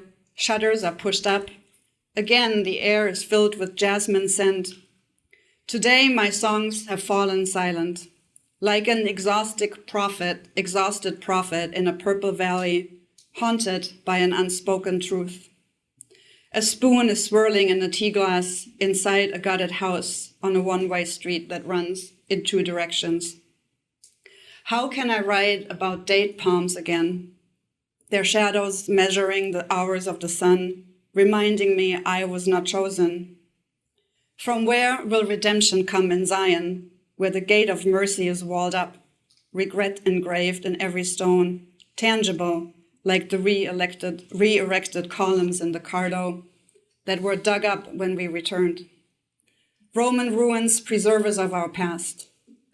Between the ground levels, then and now, between layers of longing, need, and lust, shopkeepers call out to customers. Between white golden dawns and orange sunsets, in royal blue damask nights, I keep unearthing, keep believing. I want my portion. And I'm going to close out with the poem that I wrote while I was in Jerusalem, living in Yemin Moshe, which overlooks the Valley of Hinnom, Gehenna. The Valley of Hinnom. The hills of hell are green in spring, dotted with plum and almond trees, whose blossoms cover scars dug into muddy soil by bulldozers, slowly merging from both sides. Orange fences now wind through the terrain like salamanders, where in late summer sunflowers turned their faces toward me as I walked to the bottom of the valley, where the light didn't reach and it was very hot, like in a well of fire, where I wanted to forget what I could not, what I could only lay to rest in the caverns facing Mount Zion that stands firm. No one here forgets anything. The meadows bleed like wet walls in a scaly house where yellowed plaster flakes along the tile's edge. Can life burst forth from a stump?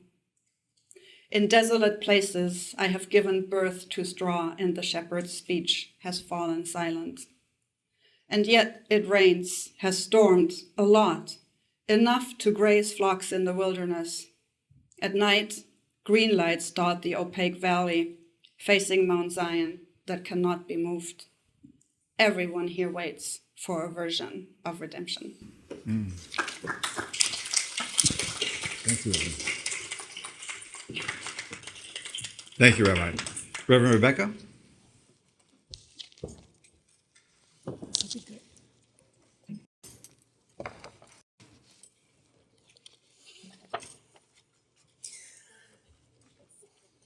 I'd rather stand up.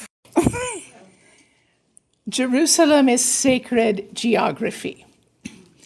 Jerusalem is a holy place made up of holy places. Jerusalem is an ancient place with a past, a present, and a future. It is a real place that captures our imagination. There, the pages of sacred scripture come alive. To those of us who would follow Jesus, it is a place where we can retrace his steps. In his book, Abraham, A Journey to the Heart of Three Faiths, Bruce Feiler narrates his travels in the Holy Land. He tells of a visit to Jerusalem and his search for our common ancestor, Abraham. We are overlooking the 35-acre flagstone plaza of the Haram al-Sharif, or Temple Mount. On the southern tip is Al-Aqsa Mosque, the third holiest mosque in Islam. To the north is the Dome of the Rock, the splendid cobalt blue octagon built over the rock and topped with the 24-carat dome that towers over Jerusalem's ecumenical skyline. Up above is the Mount of Olives and a cluster of churches marking Jesus' last steps. Down below are the sheer remains of the Second Temple perimeter, revered as the Western Wall. The defining spiritual fact of Jerusalem is this: any panorama Any camera angle, any genuflection that encompasses one of these holy places will necessarily include at least one of the others. We have been invited to tell stories, and the stories I have chosen to tell are but a few of the many that could be told: a biblical story, a pilgrimage story, and one or two memories of my own. I risk telling my own stories not because they are profound or special, but in hopes that other stories may be told and heard. Jerusalem is a place of prayer. I have been to Jerusalem once over 30 years ago. I wanted to see firsthand the land of the Bible. Within 12 hours of my arrival, I found myself in the ER at Hadassah Hospital. Major surgery was followed by a 2-week stay. As I woke from surgery, I saw a frail elderly woman on the floor, kneeling on a towel with Hebrew letters on it. She had opened the window to hear the muezzin. And later that day, Fatma began to pray with her beads and to speak to me in Arabic. I took her gestures to mean that she was praying for me. That day, I came to believe that Fatma and I both prayed to the one God. Jerusalem is a place of prayer at the Western Wall, at Al-Aqsa Mosque along the Via Dolorosa. We speak many different languages. We may pray out loud or silently, standing up or on our knees, but we are praying for peace, inner and outer. We are praying for one another and for the peace of Jerusalem, the city of peace. Salam, shalom, salam. Jerusalem is a place of pilgrimage. Sometime around the turn of the 5th century CE, a woman named Egeria traveled to the Holy Land. She was probably from Spain, possibly a holy woman, and she narrated her journey. Her diary gives us a glimpse of early Christian worship in Jerusalem, of the way the geography of the city became a stage for rituals and remembering, for reenacting the stories of Jesus. She tells of the drama of Holy Week, of the faithful who traced Jesus' steps from the procession on Palm Sunday to the upper room, to the garden where he prayed and was betrayed, to torture, crucifixion, and finally to anastasis, the empty tomb. Listen to Egeria's description of Palm Sunday as the faithful gather on the Mount of Olives. As the 11th hour draws near, scripture is read in which the children bearing palms and branches come forth to meet the Lord, saying, "Blessed is he who comes in the name of the Lord." The bishop and all the people rise immediately. Everyone walks down from the top of the Mount of Olives, the people preceding the bishop and responding continually with, "Blessed is he who comes in the name of the Lord." All the children who are present, including those who are not yet able to walk and are carried on their parents' shoulders, all of them bear branches, some carrying palms, others olive branches. And the bishop is led in the same manner as the Lord once was led, from the top of the mountain as far as the city, and from there through the entire city as far as the anastasis. Everyone accompanies the bishop the whole way on foot, and this includes distinguished ladies and men of consequence, reciting the responses all the while, and they move very slowly so that the people will not tire. By the time they arrive at the anastasis, it is already evening. Once they have arrived, Vespers is celebrated, then a prayer is said at the cross, and the people are dismissed. As a pastor and a preacher and a liturgist, I hear in Egeria's story the drama of worship, a performance of the Passion, the gospel stories of Jesus' life and death and resurrection acted out in the sacred geography of Jerusalem. Scripture comes alive, but so do the seasons of Christian liturgy, the repetition and remembering central to our faith tradition. And Jerusalem is a place of uneasy pluralism. A New Testament story tells of Pentecost just weeks after the first Easter. Then, as now, Jerusalem was multinational, multilingual, multifaceted. This is a story about the challenges of listening and understanding, Acts chapter 2. Now, there were devout Jews from every people under heaven living in Jerusalem. And at the sound, the crowd gathered and was bewildered because each one heard them speaking in the native language of each. Amazed and astonished, they asked, "Are not all those who are speaking Galileans? And how is it that we hear, each of us, in our own language, Parthians, Medes, Elamites, and residents of Mesopotamia, Judea, and Cappadocia, Pontus and Asia, Phrygia and Pamphylia, Egypt, and the parts of Libya belonging to Cyrene, and visitors from Rome, both Jews and proselytes, Cretans and Arabs. In our own languages, we hear them speaking about God's deeds of power." When finally I was able to explore the old city, I spent an afternoon in the Church of the Holy Sepulchre. I wandered around the various chapels, Ethiopian, Armenian, Syrian, Greek, Coptic, Roman, each with its distinctive art. All are caretakers of some corner of this ancient church.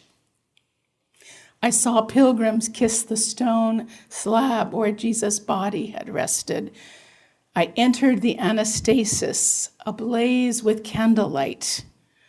I watched as a parade of priestly figures took turns blessing the center of the world with their incense. I was stunned by the divisions, but also by the holy ground held common by all. There are divisions in my faith, as there are in each of us, our faith traditions. And there are divisions among us, to be sure. For me, Jerusalem is a place where our three faiths must coexist, where we pray, where we hope against hope for peace. Salam, shalom. Thank you.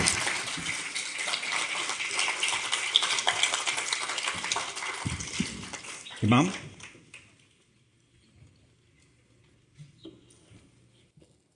Thank you. Good afternoon.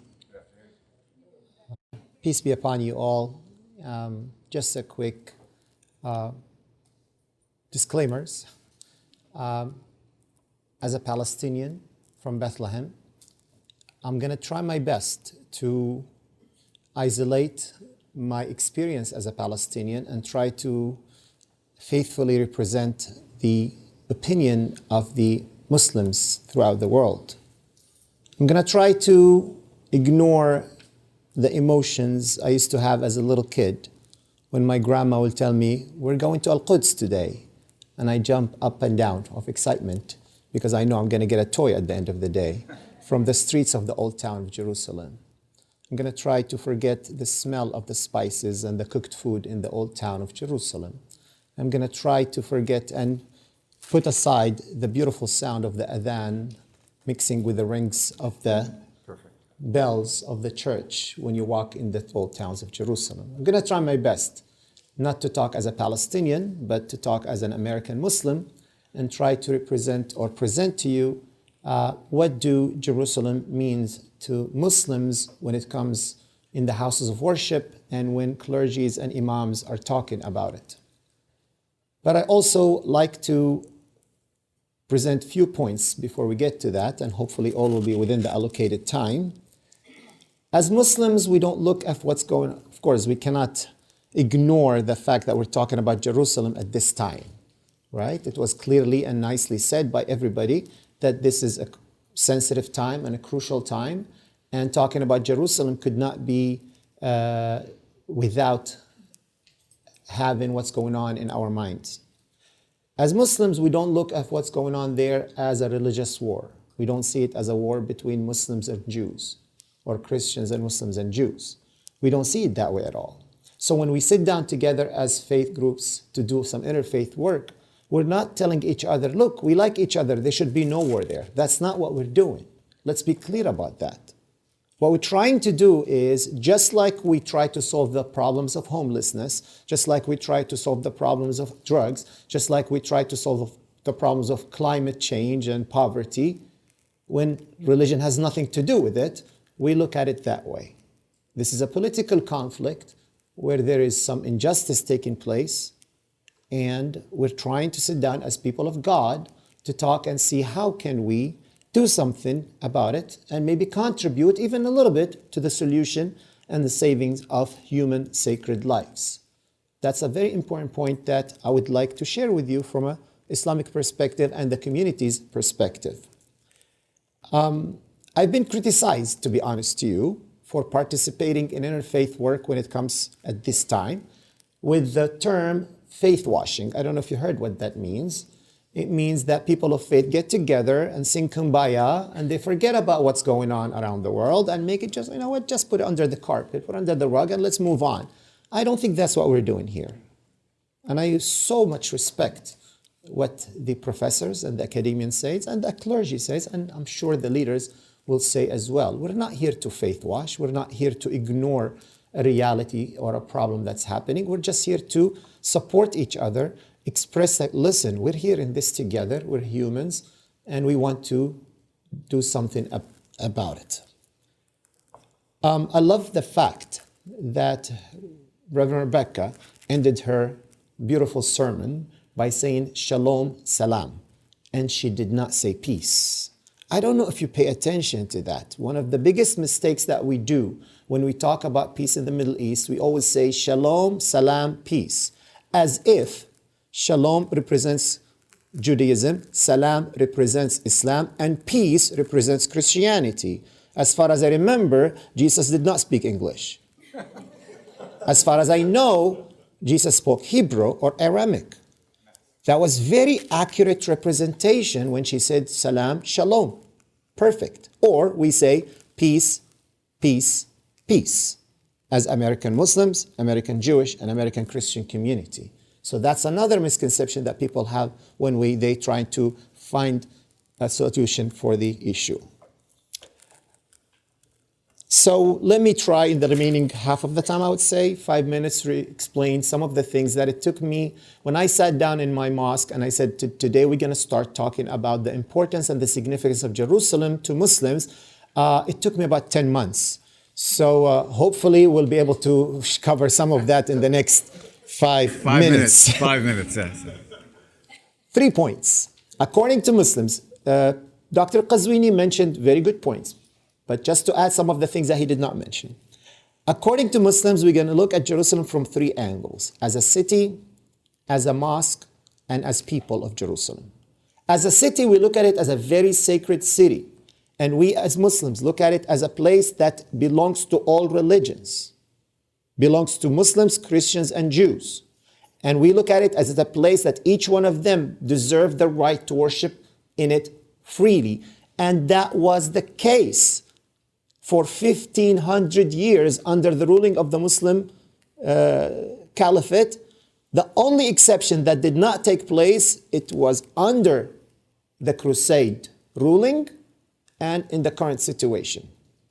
Besides that, all three religions were free to practice their faith. And actually, Omar, the Khalifa, when he liberated Jerusalem from the Roman ruling, it was not a conquest. It was a liberation. That's how we look at it. Again, I'm not here to debate. I'm telling you what we believe.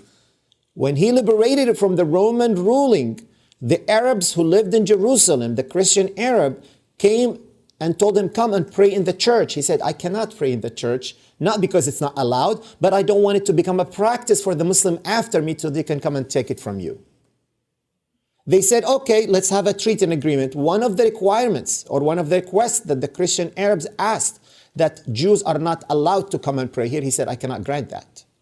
This is a place for all three religions who are allowed to pray and practice in it, faith freely. So that's the city. And Saladin and the history that was mentioned by Dr. Qazwini are also sacred and important for us throughout history. And we look at it when we look at the history of Jerusalem as a city, we all look at it as a jewel and a place of pride for the great things that Muslims did over the centuries. As a mosque, the mosque was mentioned, is a very important mosque. Prophet Muhammad said, there are only 3 sacred mosques in Islam. In other words, whether I'm praying in the Islamic Center of Long Beach, or I'm praying in the Islamic Center of Garden Grove, or Islamic Center of Los Angeles, they're all the same. The only 3 places that there's an extra reward for praying are Mecca, Medina, and Jerusalem. The Prophet Muhammad said, according to us, try your best to go pray there. If you cannot, at least send some oil that will be used to light the lamps of the city. So it's a very sacred place and a mosque for us. And every prayer in Jerusalem, according to our tradition, equals 500 prayers. So you can see how Muslims are so anxious and so eager to go and pray in Jerusalem. Third, and the most important thing, for Muslims, the people of Jerusalem are as sacred as the mosque, if not more. According to our tradition, saving the life of one human being is more important than saving the Kaaba, the Mecca, from destruction. And the same for Jerusalem. So when we stand up and say we love Jerusalem and we pray for Jerusalem, we're praying for the people of Jerusalem as well. When I am doing a prayer in my mosque and I raise my hand and people are saying Ameen after me, because this is how it goes in the mosque. I say, oh God, guide us to the right path. And everyone says Ameen. Hey, oh God, heal us among those you've healed. Everyone says Ameen.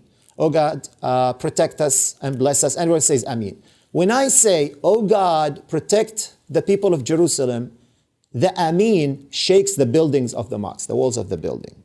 Everyone says Ameen. That's how emotional and passionate about the safety of the people of the Jerusalem. Why? Because according to us, we are required to stand up against oppression, to stand up with the oppressed, and speak up against injustice. So it's very important to know that according to Muslims, Jerusalem is not just a wall. It's not just a land. It's also people. And we look at it that way, and we try our best to support and give prayers to the city with all these 3 aspects: the city, the mosque, and the people who live in it. I hope that's enough for now. Thank you very much. Thank you.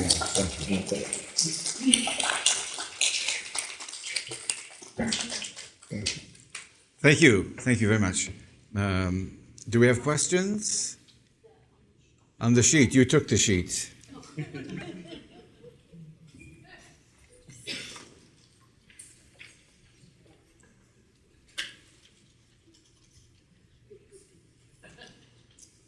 Whoops. The sheet was right here. Am I sitting on it? No.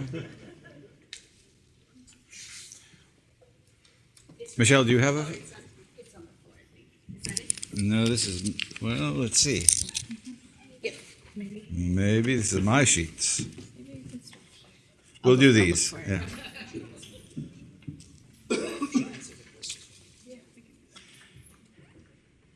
Can you draw, I'm assuming this is going to be addressed to all of you. Can you draw any comparisons between the troubles of Northern Ireland, the conflicts of South Africa, and its ongoing healing process, and the current conflicts in Israel, Gaza, the West Bank? What lessons can be learned about peace, justice, and healing? Anyone want to try to tackle that? I can start. Yes.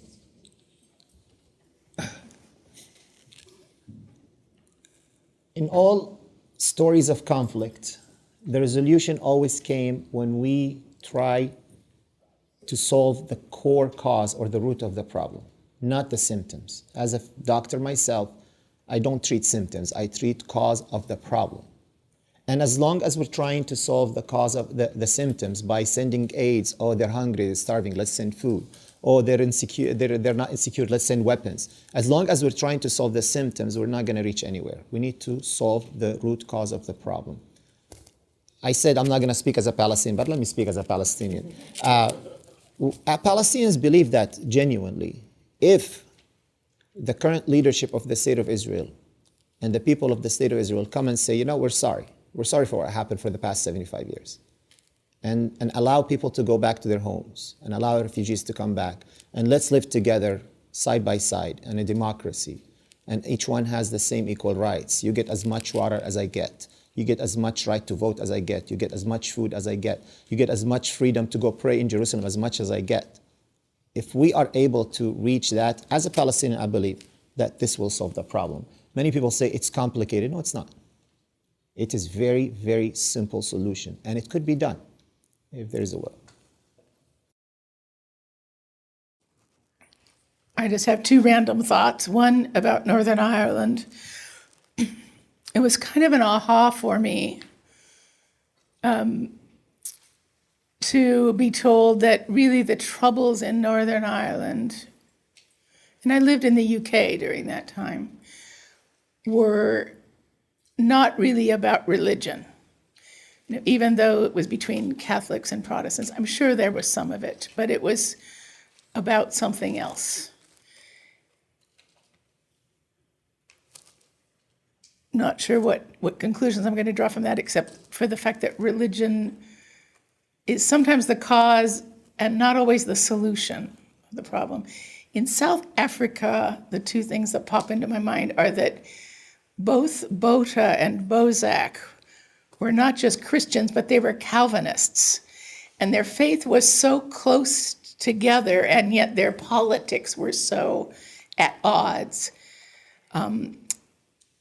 I think the reconciliation, the forgiveness and reconciliation work that has been done is something we have to look at and learn from. And I think that Desmond Tutu has written about that very beautifully.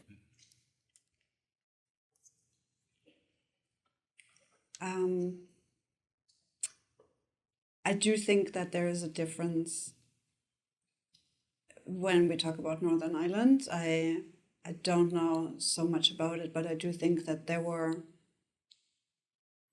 that just the history of the conflict between Northern and Southern Ireland was different than I see in Palestine and Israel. I also cannot really draw much comparisons to the situation that was in South Africa. But I think the previous panel was kind of also a little, well, I don't know. I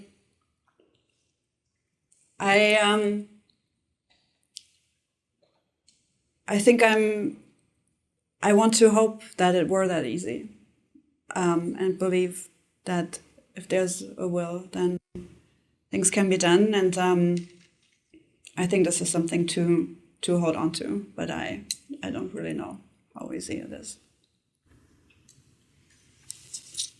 Thank you for your honesty. Reverend Rebecca told stories. Is there a way forward to peace, or at least a way forward to peace through telling and listening to each other's stories? You obviously think so. I think so. I'm sorry. Yeah. I'd love to hear from some of the others too, but like I said, I told stories not because I think my stories are so profound. We all have stories. And we have to listen to each other's stories, and it's easier to listen to a story than a political rant or even a theological rant, I think. But when we start listening to the stories, and I watch them on the news, I watch the parents of the kids who got taken at the nightclub, and I watch the children in Gaza, and those stories are what help me connect with the situation and try to understand it much more than any big political or theological analysis. That's why I said yes. You want to say anything? So, I'll answer? Or? Stories. Keep the stories in mind. And listen. One more soft question, and then maybe a couple more biting questions. Rabbi Julia seems to see Judaism from a poetic perspective. Does Christianity and Islam see their religion in such poetic terms? Is the poetic nature of the rabbi's presentation something specific to Judaism? That's the easy question. That's the easy question. Well, I mean, I certainly am interested in literature and poetic images, and I do see a lot of overlap, and I think some sort of viscerality that comes with a religious feeling or longing. So I've just become, from my own studies and the way I approach texts and talk about them, I like to go that way. And I do think, while I don't think that it is exclusive to Judaism, I mean, Muslim poetry, for one, Arab poetry is I can't speak to that but of course there's a lot of poetic impulses in I think all religions, those that I know somewhat well and those that I don't know very well. But yes, Judaism I think is known to be, or say the exegesis, the text interpretation from over thousands of years has really often been one of language. The midrash, the genre that I briefly quoted, relies heavily on puns and on cross references, and the Talmud, for example, by all accounts, many people think it is this dry code of law, which is sometimes is in a certain degree, but it has incredibly beautiful language about a longing to be united with God, to be in a holy place, and everything that is human experience. So I don't know. Okay. They're telling me there's no more time, but I'm taking the prerogative that there will be time for a couple of tough questions, okay? As a Muslim cleric, how can jihad be interpreted as an internal struggle rather than a call to holy war? A couple of minutes. I think there's a misunderstanding that people think that Muslims believe jihad is a just internal struggle. Jihad is much more than that. Jihad does not mean holy war. It does not mean terrorism. Actually, the term holy war, anyone knows who invented it? Thank you. I admit. Not you. The Crusades started by saying, let's start a holy war, go kill the infidels who are taken, right? There is no war that's holy. Jihad literally means struggle against evil. So whenever evil is happening, you struggle against it. It could be internal, could be external. So jihad, according to our understanding, is when you defend your country, when you defend your people, when you defend your house, when you struggle against your own temptations, when you struggle against any kind of evil. Our coast guards who are protecting our borders, they're doing jihad, according to us Muslims. If you get a robber comes to your house and you grab a baseball bat and you beat the heck out of him, you're doing jihad as well. Also, at the same time, if you get tempted to cheat a customer in your business and say, no, I'm not going to do that, I'm going to struggle against that, that's jihad as well. So jihad, it means struggle against evil. Now, some Muslims, radical Muslims, just like every religion, it has its own radical, they say jihad means to go kill the others. And that's a wrong understanding. But according to Islam, according to 99.9% of Muslims around the world, we believe jihad is exactly how I explained it.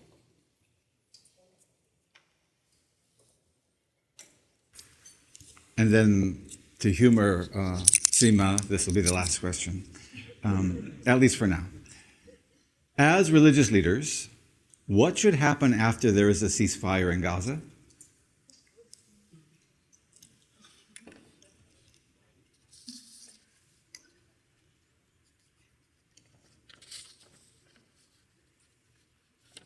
I mean, I have the model situation room.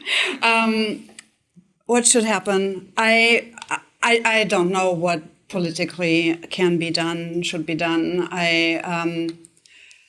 But I do want to say that I deeply wish that there can be a coexistence and there can be some sort of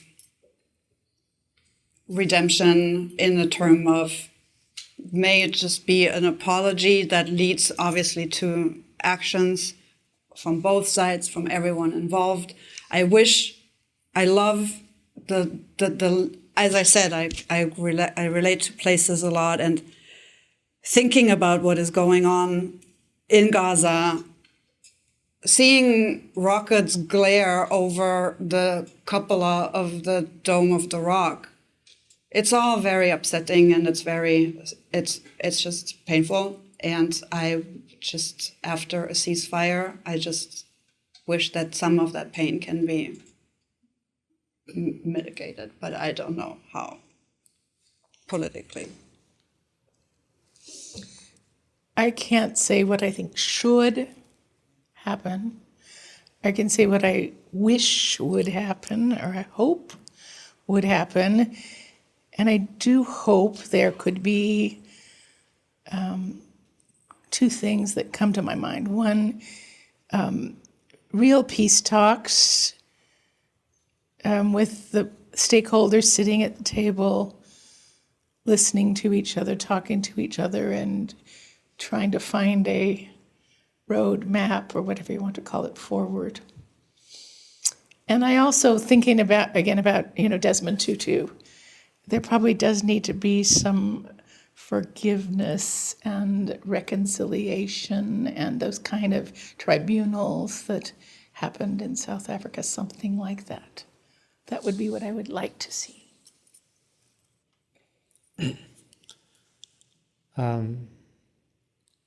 It's very painful for everybody right now, and I can't imagine the father who held the pieces of the dead bodies of his daughter would feel after the ceasefire. I can't imagine the teenager who cried next to the dead body of his mom, "Wake up, mom, wake up," what he will do after the ceasefire. But I would like to see that this doesn't happen again. And I'd like us to see the people of Gaza live a free life, not stay in an open air prison again waiting for the second strike. I'd like to see them having hope. Someone mentioned hope earlier, John. I want them to have hope, because when they have hope, the things that happened on October 6th will not happen again. When they have the ability to know, I can get married, I can have a family, I can have a job, I can have a life, I can have dreams and travel around the world. If they get that hope, I think we'll have much better situation.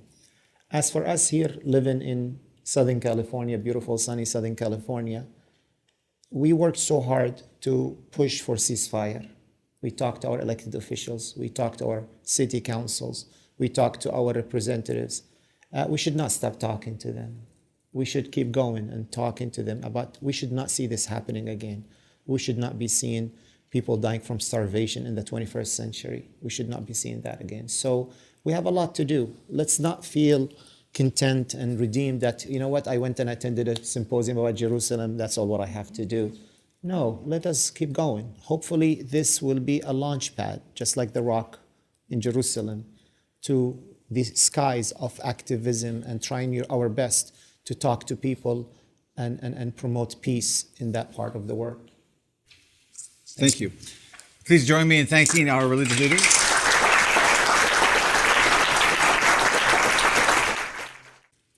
This panel consists of community leaders, a Jewish, a Christian, and Muslim community leader. We're going to ask them now to speak to us about Jerusalem and community and involvement. You're on, my friend. So, And you may speak from either here or from the podium, whatever. where are you guys going to speak from? Podium. Oh. All right, I'll speak from the podium. Compromise right from the very beginning. Yes. So I need to start by saying that I'm not sure that I'm a community leader. You are today. Yeah. And partially because I think the leaders of my community and the leaders of so many communities are really not leading us in the right direction. So I wish I was more of a community leader just so I could point us in the right direction. I'm going to talk very personally. And I'm not asserting any primacy to my experience, but I'm going to talk about my experience, just sort of offering something as part of this circle of sharing. My earliest memories of Jerusalem are through songs, lots and lots and lots of songs. Probably the earliest song that I remember, we'll sing in 2 nights, which is Next Year in Jerusalem, literally, Next Year in Jerusalem. Today when I sing that song, I have a sort of a mixture of feelings. I have some sadness, I have some longing, I have some discomfort. Jerusalem is today not what it was when I was a young boy. It's complicated, it's full of conflict, and I'm very conflicted. My next memory of Jerusalem was after the 1967 war. Seeing the photograph of the soldiers at the Western Wall, which we called the Wailing Wall, brought up all kinds of feelings and of triumph and pride. And I say that now with more than hesitation. I say that with, like, I'm almost a little embarrassed, but that was my experience back then. And I know that that experience was very, very different than the experience of so many others, especially of Palestinians at that time. And I didn't know. And after that war, we sang a song called Jerusalem of Gold. In fact, on the way here, I called my mother and said, I'm coming to talk about Jerusalem. And she started singing, Yerushalayim Shel Zahav. Is everybody going to sing that song? It was the world we lived in, that kind of bubble that we lived in. And it felt like we were coming home. It was very, very real. The first time I was actually in Jerusalem, I think I've been in Jerusalem almost 100 times. And the first time I was there was a year later in 1968. I was 14, my family was on a sabbatical, my father was on sabbatical. We didn't go to Jerusalem much, but I do remember the one time we went and we saw the Western Wall with the golden dome above it, and I felt very small. I didn't feel very much, but I did feel very small. And then a few years later, in 1971, I spent my first year of college there. And I studied at the Hebrew University in Jerusalem on Mount Scopus. And from the roof of my dorm, I could look out over the old city and the new city. And I remember walking down from Mount Scopus through Silwan Valley, walking alongside Palestinians on Palestinian streets, walking into the old city and feeling safe and feeling excited.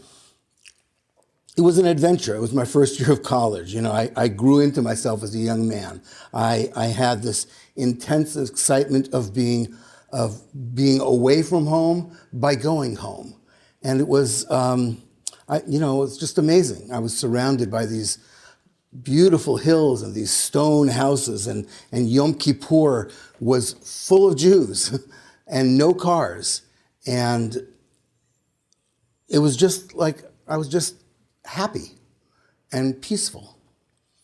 And for 5 summers after that, I led teen groups to Israel. And every summer we went to Jerusalem. We made our pilgrimage up to Jerusalem.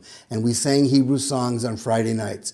And we walked through the Hasidic neighborhoods where everything seemed eerily familiar, even though we had nothing to do with Hasidim. And there were Arabs, but they weren't yet Palestinians to us. We didn't know. They lived in another part of the city. We never visited them. Maybe when we circled the walls, or we walked through the shuk to get to the Western Wall. Maybe then we had some idea, but otherwise it felt just very, very Jewish to us. Very, very much like we were in our history. One summer, one of the girls in the teen group had a nervous breakdown at the Western Wall. And she was a child of survivors like I am. And I remember feeling her falling apart in that shadow of the wall. And it was a kind of reminder that however glorious, the pain of our history was never very far away. A few years later, as a graduate student, I returned to Jerusalem. I lived in poor Jewish neighborhoods. I worked with Jewish immigrants. Then I started traveling around the country, and I would go to villages, Palestinian, Israeli villages, and do workshops. And I went to Peace Now rallies, and I listened to Jimmy Carter after the signing of the Camp David Accord on the radio. And it was a time of great, great hope.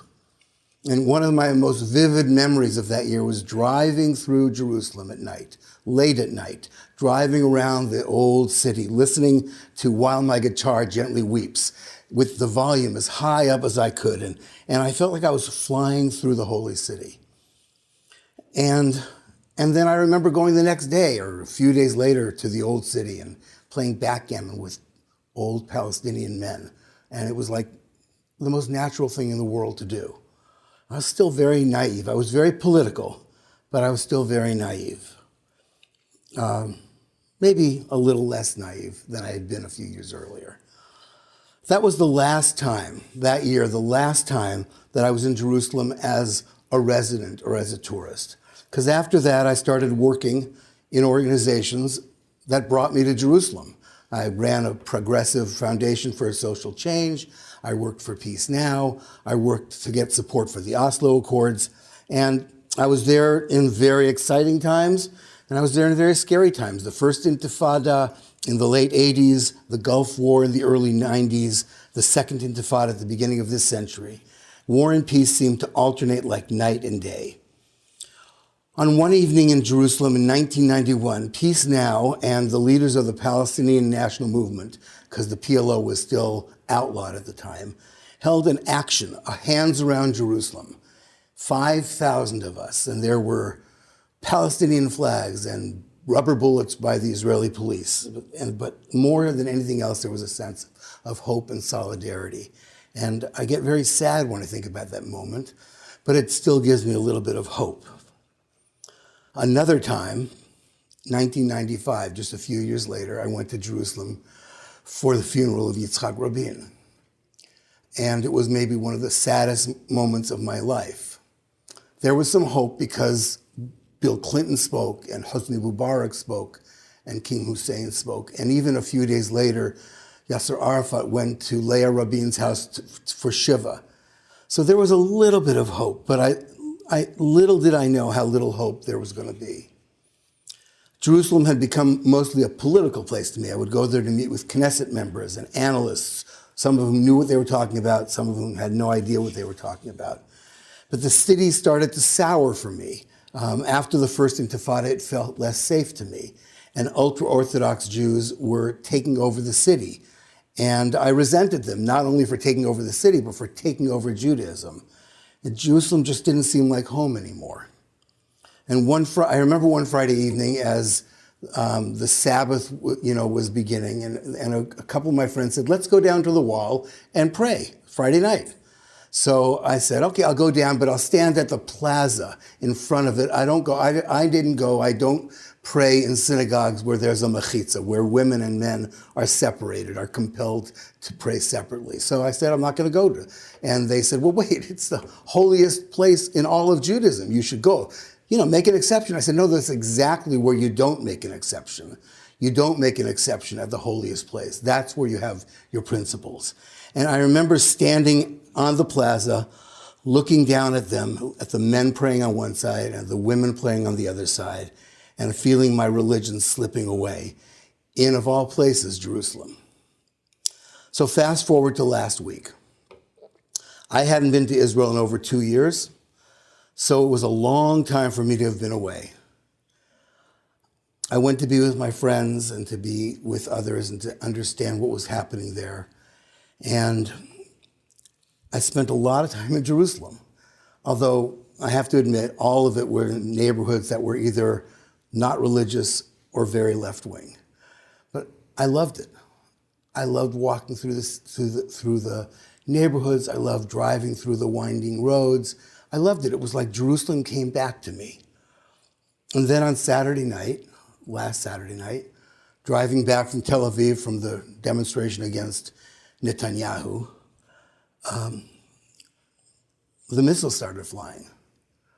And it felt kind of like the Gulf War when I had been there. But mostly it reminded me about how fragile the region is, how fragile Jerusalem is, how fragile my feelings are. So I still have hope. I never lose hope. But it's not as simple as it was when I used to sing Next Year in Jerusalem. And maybe next time we can all sing that together and we can all go back together. Thank you. Well done. Thank you. Thank you. Gabriel? Thank you. Be sure to hold it close. Yeah, thanks.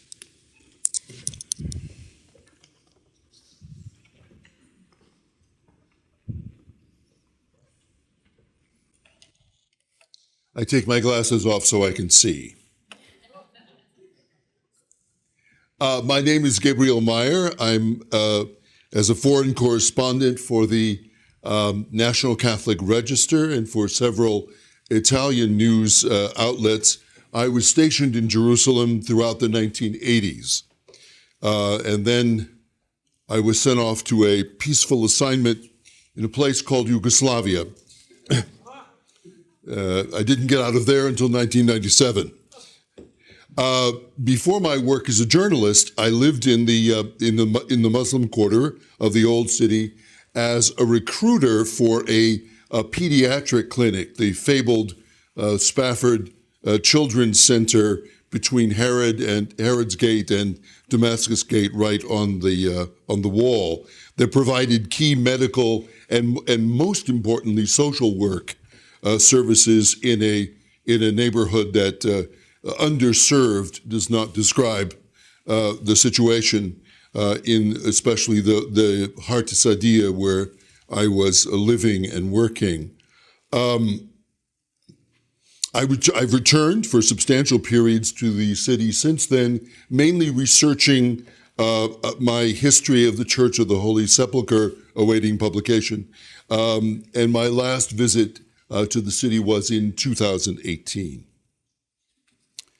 With our focus on Jerusalem this afternoon, and in a tribute to my colleague in the last panel, I can't resist quoting a line from Yehuda Amichai, as well, the great poet, one of the great poets of the city.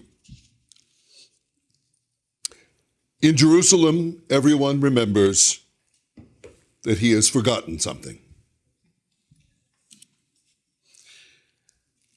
I'm going to speak in very, very broad terms, very general kind of terms, like bullet points really, particularly about the Christian communities in Jerusalem. There are similar issues that affect Christian communities throughout Israel, Palestine, but also, of course, in the region. But I want to focus my remarks on Christian communities in Jerusalem. Anyone who's ever visited Jerusalem and the Church of the Holy Sepulchre in particular at Easter will be forcibly reminded of two things: that Jerusalem is the unique foundational city of Christianity, as we've heard in previous panels, that Christianity as a religion was founded on the basis of events that happened in Jerusalem. This is our city of origin, our place of origin, as the great writer Colin Thuban has written, the heart of Christianity is a place of execution and an empty tomb. That's a connection not without its paradoxes. In that Jerusalem, as we heard in the first panel, in that Jerusalem on which future Christian hopes are pinned is not some revival in any form of the earthly Jerusalem, but on the bestowal of a heavenly Jerusalem, which makes our relationship with the geography just a little complicated. So it's perhaps why pilgrimage, for all its importance, especially to early Christianity and even later, did not become a pillar of Christian faith. Even the early church fathers had their doubts. St. John Chrysostom once wrote about pilgrimage to Jerusalem. He says, "I don't know why you people are traveling all this distance with all these risks to see a tomb that is empty."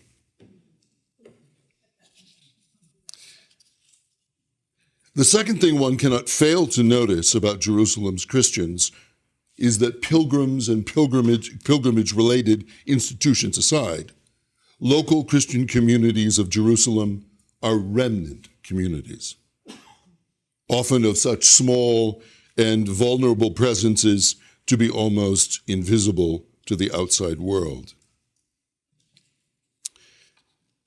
The numbers speak, but so do the images. Just a quick run through of some numbers. In 1944, in 1944, the Christian population of Jerusalem constituted 15% of the population. In 1967, 12% of the population. Today, 2% of the population. Barely 16,000. I'm cutting because I'm standing next to Father Alexei, who's looking intently at me.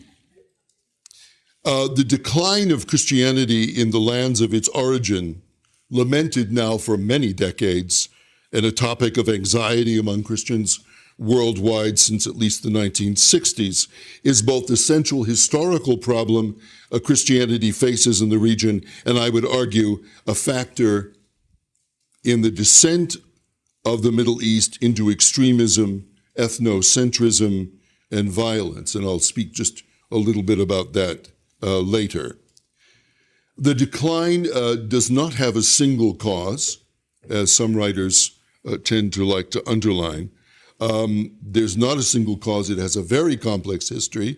The decline began in the 19th century when, in the waning years of the Ottoman Empire, the region began to open up to the wider world, and it was easier for Christians to travel to Europe and to colonies of Christians in various places in the world. But it was profoundly affected by World War I. We all know about the Armenian genocide and the effect that had on the Armenian communities, but many people don't know as much about things like the Chaldean massacres in 1915 and 1916 that decimated entire ancient communities in the Middle East as Ottoman armies, or Turkish armies really, were being pushed back into Turkey as they went through the region. There were large-scale massacres of Christians wherever they went. So this was a particularly devastating time for Christians because it affected it eliminated whole historic communities. I would also mention in this context, just very briefly, that there are incredible tales in that period. One from the Palestinian village of Birzeit. It's a part of Birzeit tradition, is the story of the Turkish army going through Birzeit, asking the village elders to isolate the Christians. Of course, everyone looked the same, dressed the same. And the elders of Birzeit would not identify the Christians to the Turkish troops, and were the Mukhtar, the mayor of the city. Others were killed, one after the other, but none of the Muslims of Birzeit would identify their Christian neighbors to these hostile forces. So not only World War I, of course, but also the creation of the State of Israel in 1948, the ISIS campaigns in Syria and Iraq, the Syrian civil war, and subsequent refugee crisis, just to name a few situations that have contributed to the decimation of the Christian population. In post-1967 Israel, especially after the creation of Israel's separation barrier in 2006, Christian communities find themselves under even more intense pressure from all sides, economic, social, and religious. With that, the pressures Christians often experience as a result of perennial Jewish and Muslim communal tensions. One of my dear friends in Jerusalem, a Greek Orthodox Christian, and I were taking a long walk in the Kidron Valley, which is between the old city of Jerusalem and the Mount of Olives. And he couldn't resist pointing out to me, he says, well, you'll notice that Muslims are buried to the west on the slopes of the western slopes of the valley. He said, and then Jews are buried on the Mount of Olives on the eastern slopes of the Kidron Valley. And he pointed to the Christian cemetery in the valley floor. He says, you see, even in death, we are between them. And I pointed out to him that the legend that the Kidron Valley would be the scene of the last judgment, maybe even in eternity we are between them. I want to basically focus on more, though, when speaking about Christian communities in Jerusalem, we often speak about external factors, but I also want to talk a little bit about internal factors that I don't actually think receive much press, but that are really part of the drama that we're talking about this afternoon. In Jerusalem, in Jerusalem, the plight of Christian communities is often linked to historic tensions between local Christians and foreign pilgrims. We heard in an earlier panel about Egeria, the intrepid Spanish nun who traveled throughout the region. She talks about local Christians complaining in the 4th century that when pilgrims were in the Church of the Holy Sepulchre, that Latin and Greek sermons were preached before Aramaic sermons to the local population. So this is an old problem, that tension between the living indigenous community and foreign pilgrims and foreign pilgrimage establishments. This is, again, a set of issues that deeply shapes the reality of Christians in the Holy Land. Another issue, foreign control of holy places by churches staffed by foreign clergy, often with little or no input from local Palestinian constituencies. This has been a hot issue for at least 200 years, where shrines like the Church of the Holy Sepulchre are run by the Brotherhood of St. James, the Greek Orthodox Brotherhood of St. James, with a very strong focus on Greek Orthodox identity, on Hellenic identity, and a refusal in some cases to allow Palestinians to be involved in the administration of these churches or to have any real input to what happens in their own churches. This has been a very significant issue for, again, a very long time. Pilgrims are often unaware that there are even local Christians present, looking on Israel as largely a series of sites, a series of holy places, and often with little or no contact with what Pope Paul VI called the living stones. And finally, I want to talk a little bit about one of the elements of the profile of Christian communities in the Middle East is that Christian thinkers in a variety of forms have for more than a century advocated for secular, non-religious polities in the region, polities that would transcend the restrictions of traditional religious law, ones in which Christians as well as others could function as full participants. I'm thinking of so many political movements in the Middle East were really spearheaded by Christians in the hope that some kind of polity could be worked out that would allow all to participate fully in the political process. I'm thinking here of Michel Aflaq and the creation of the Ba'ath Party and other secular movements. Also, the strong Christian support for Fatah, for the political movement behind the PLO, because it had advocated secular solutions to the problems of Israel-Palestine. And also with that, promoting not only a political paradigm, but promoting cultures of reconciliation and justice within the region. There are Christians who are committed to remain in Jerusalem and in the region as a vocation.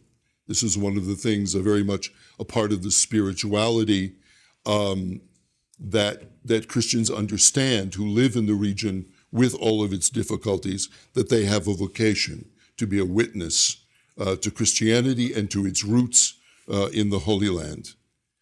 And again, not merely to its history, but to its transcendence, to the Holy Land as a place of reconciliation. But economic and social pressures born of occupation, marginalization, and intolerance make this an ever more daunting prospect. It is fitting, I think, that one of the inventions of the Jerusalem Church, one of its signature traditions, is the devotional walk through the streets of Jerusalem known as the Via Dolorosa, the Way of Sorrows, marking the events of the death march of Jesus to the cross. An appropriate metaphor, surely, for the tortured history of Christianity in the Middle East, a history which well may be characterized for its indigenous Christians as a progressive humiliation. It is not without reason, then, that the Christ of the traditional Stations of the Cross collapses repeatedly under the weight of his task. I'm going to end just with a shameless quote from my own book. On medieval maps, Jerusalem was the center of the known world, the center around which the planets of shrines in Europe and Asia assembled themselves, and to which its pilgrims gravitated, the center of dreams, the paradise of last resort, this side of the borders of eternity where anything was possible.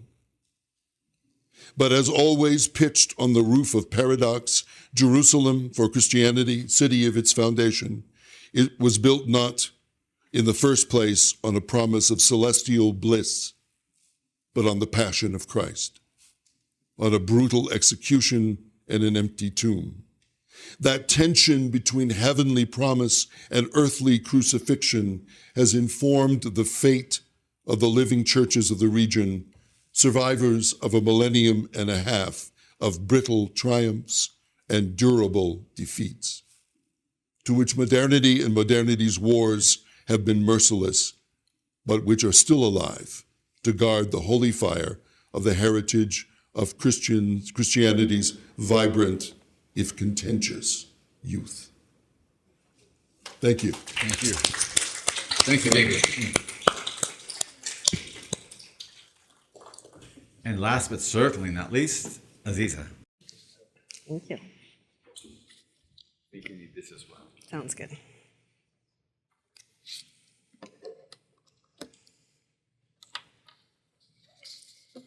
Thank you. And what an evening, afternoon this has been, and what I hope that it continues to be. Whew. in these hard times, I call them hard because I know that my life is not anywhere near the realities that other people are enduring right now. But I call them hard. I find myself leaning into tradition more than I have before. And so I want to greet you the proper Muslim way, which is to say, Assalamu alaikum wa rahmatullahi wa barakatuh. May peace and God's blessings and mercy, compassion, be upon you. All of them. You know, Jonathan, when you started and you said that you can't make the exception in the holy space for your values or to let go of your principles. If there's one thing I hope we can walk away with today, it's that reconnection and affirmation to our principles and our values as human beings. And I'll come back to that. But I keep hearing excuse after excuse, and I call them excuses because I'm just going to call them what they are.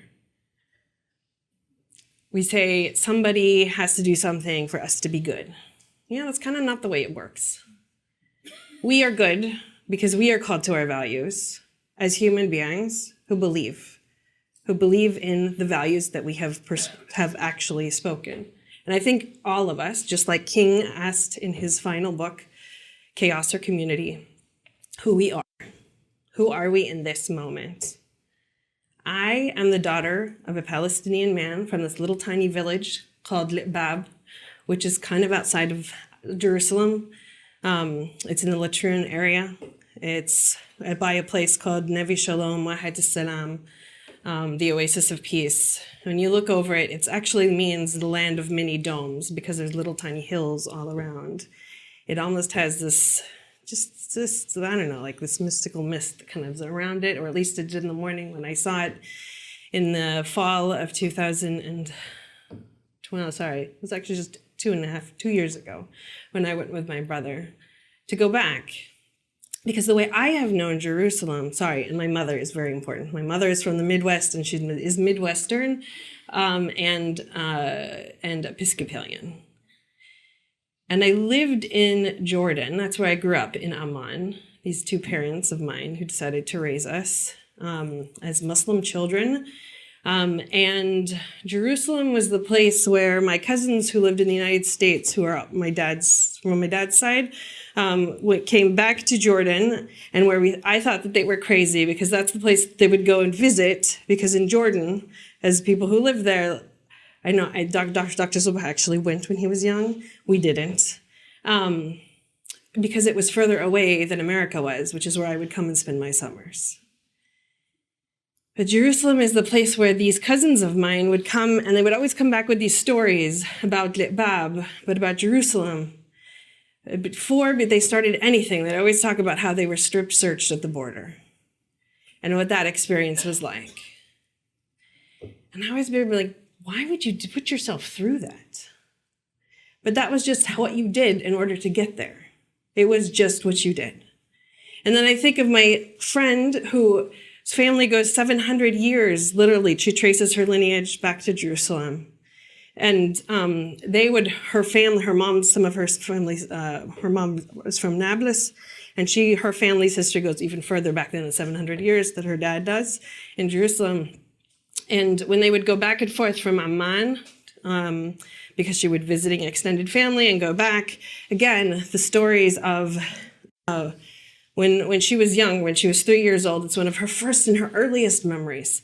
And she said, she remembers being in this room with her mom, and her mom was like, okay, like, just do what the soldier said. And she's like, no, it's a cold room. I'm not taking off my clothes. And she says, and the mom snaps at her and says, just do it. We've got to get moving. And so she complies, and she takes off her clothes, and she gets down to her socks and her underwear. And the soldier says, no, take off the socks too. And she looks around, and she's like, the floor is dirty. It's cold and it's disgusting. I'm not taking my socks off. And her mom shoots a glare and is like, you're going to do this. And so she does. She takes off her socks, and she's told to put them somewhere. And then the soldier's like, okay, you can take your stuff. And at that point, the girl was like, and when she tells the story, my friend tells the story, she has so much like that comes up for her. You can feel it and you can see it in your experience with her till this day. She's my age. And she's like, I took those socks and I threw them across the room. And I was like, I don't need those socks anymore.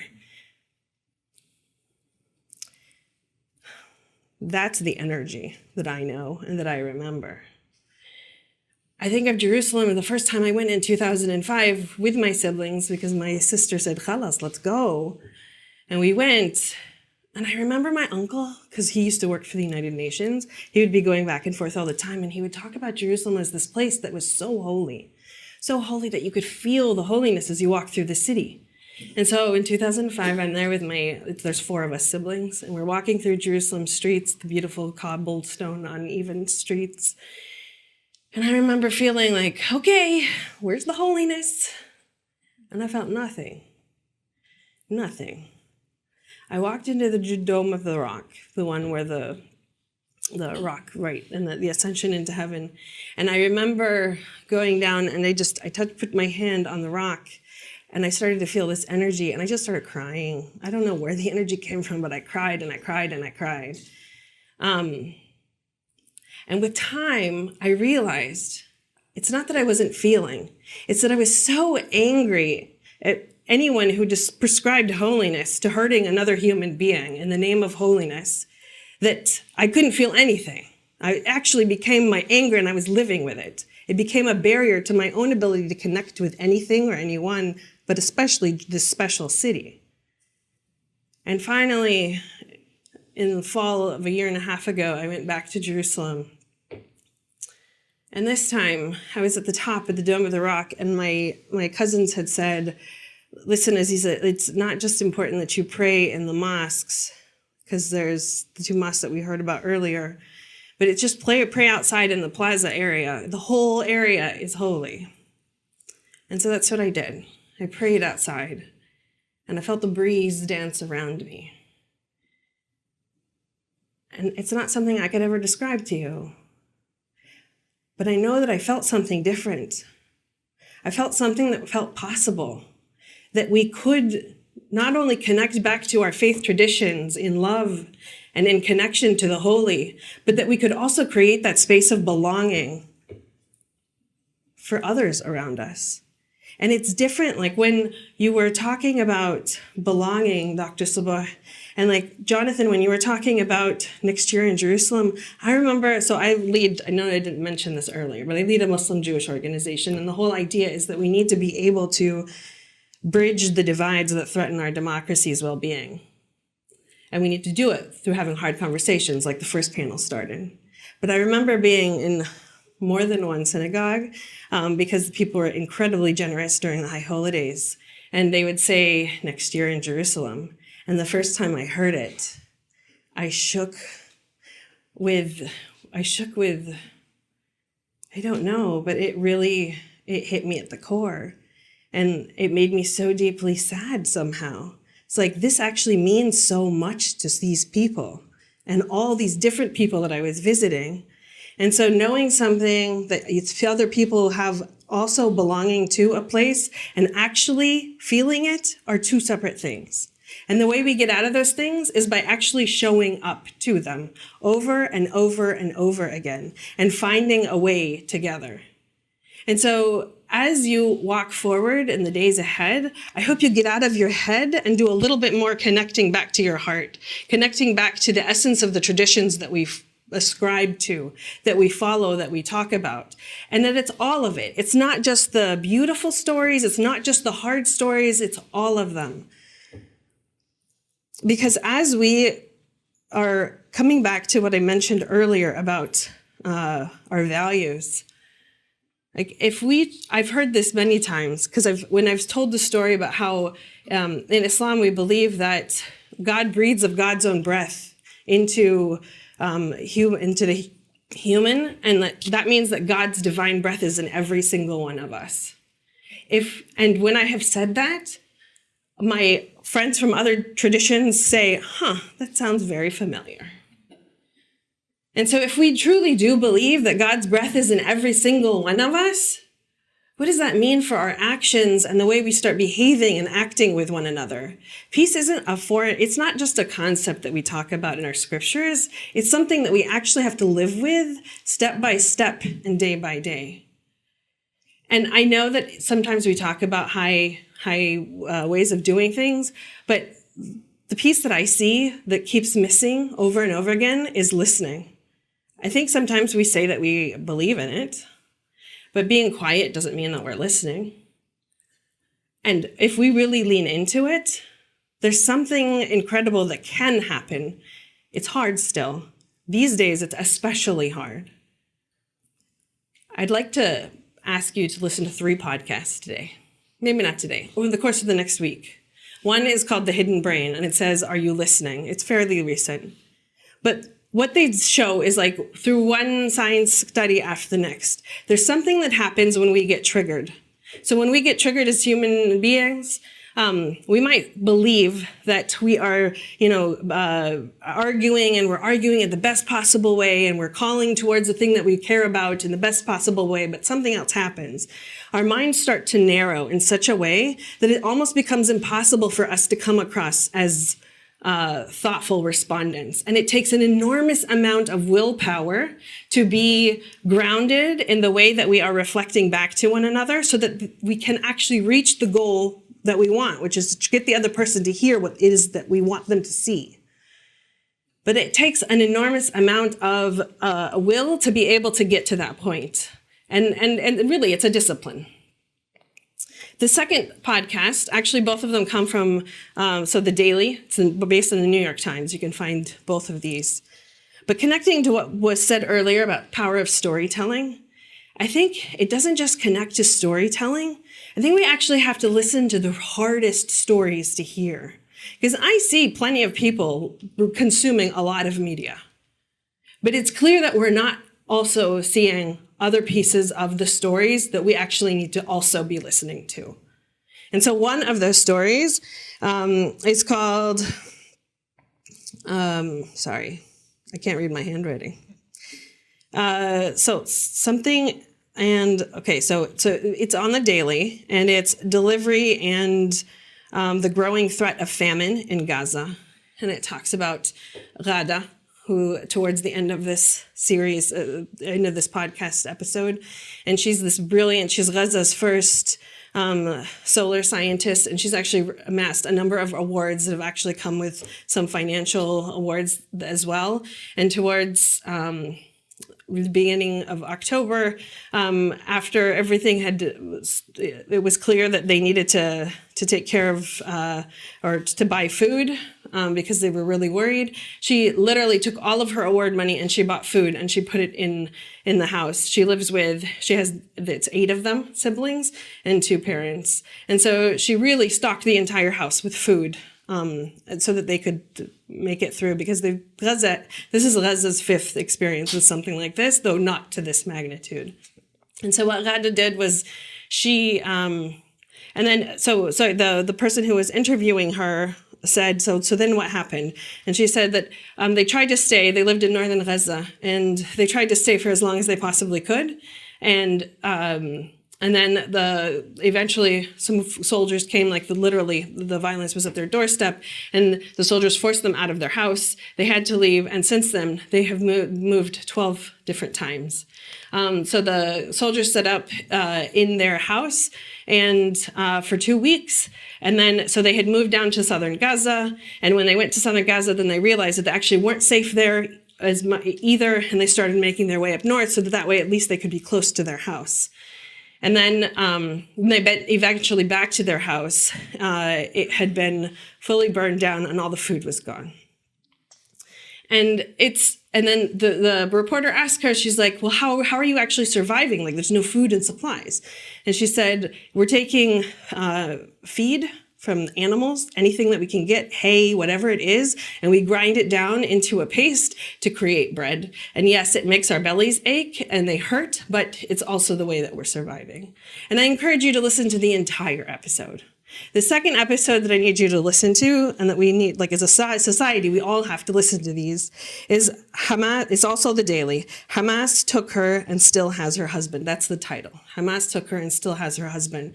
It's a story of a woman who lives in southern Israel, and her husband were deeply dedicated to the peace movement, even like before it became a big movement. They were actually part of the big force of it. And her husband was also taking people from Gaza and driving them to hospitals in Israel who needed help for medical procedures, and literally deeply committed. And on October 7th, they were, her husband was shot, but both of them were captured as hostages and taken into Gaza separately. And she talks about her journey and of loss. Her entire house was burned down, and she eventually got released as one of the hostages, but her husband is still being held. I think we have to hear these stories. We have to hear them. This woman's story, she says towards the end of it, she says, I still want to believe. I still want to believe. And I do believe that we still have to work together. It's hard. It's not just hard, it feels impossible.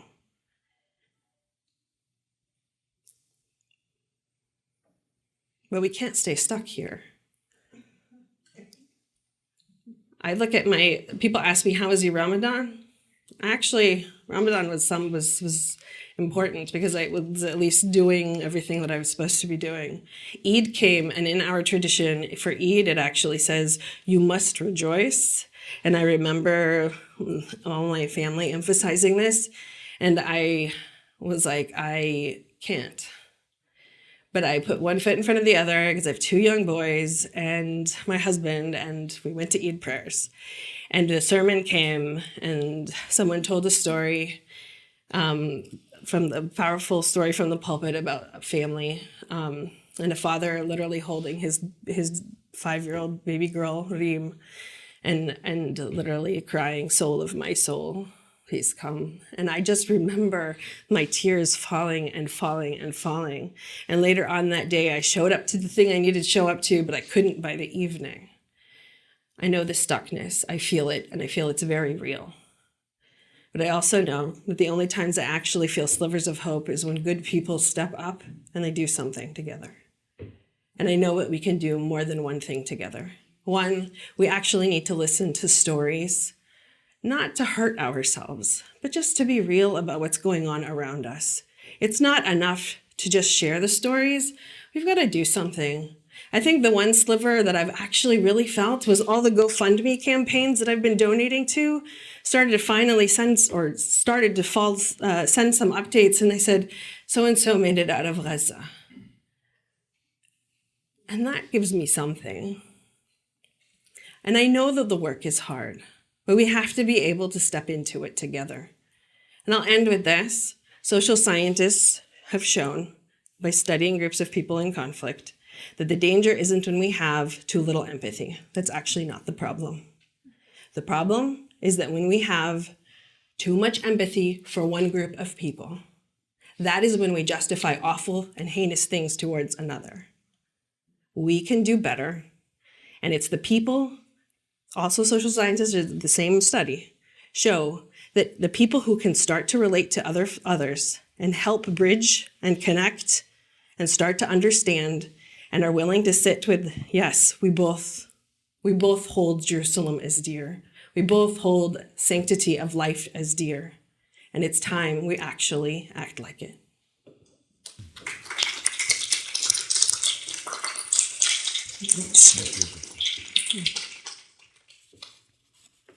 Thank you, Aziza. Thank all of you. Actually, I think that was a beautiful summation of what we've been trying to do all afternoon. And unless someone has some specific questions for these people, I think we'll say, let's put into practice everything we've heard this afternoon.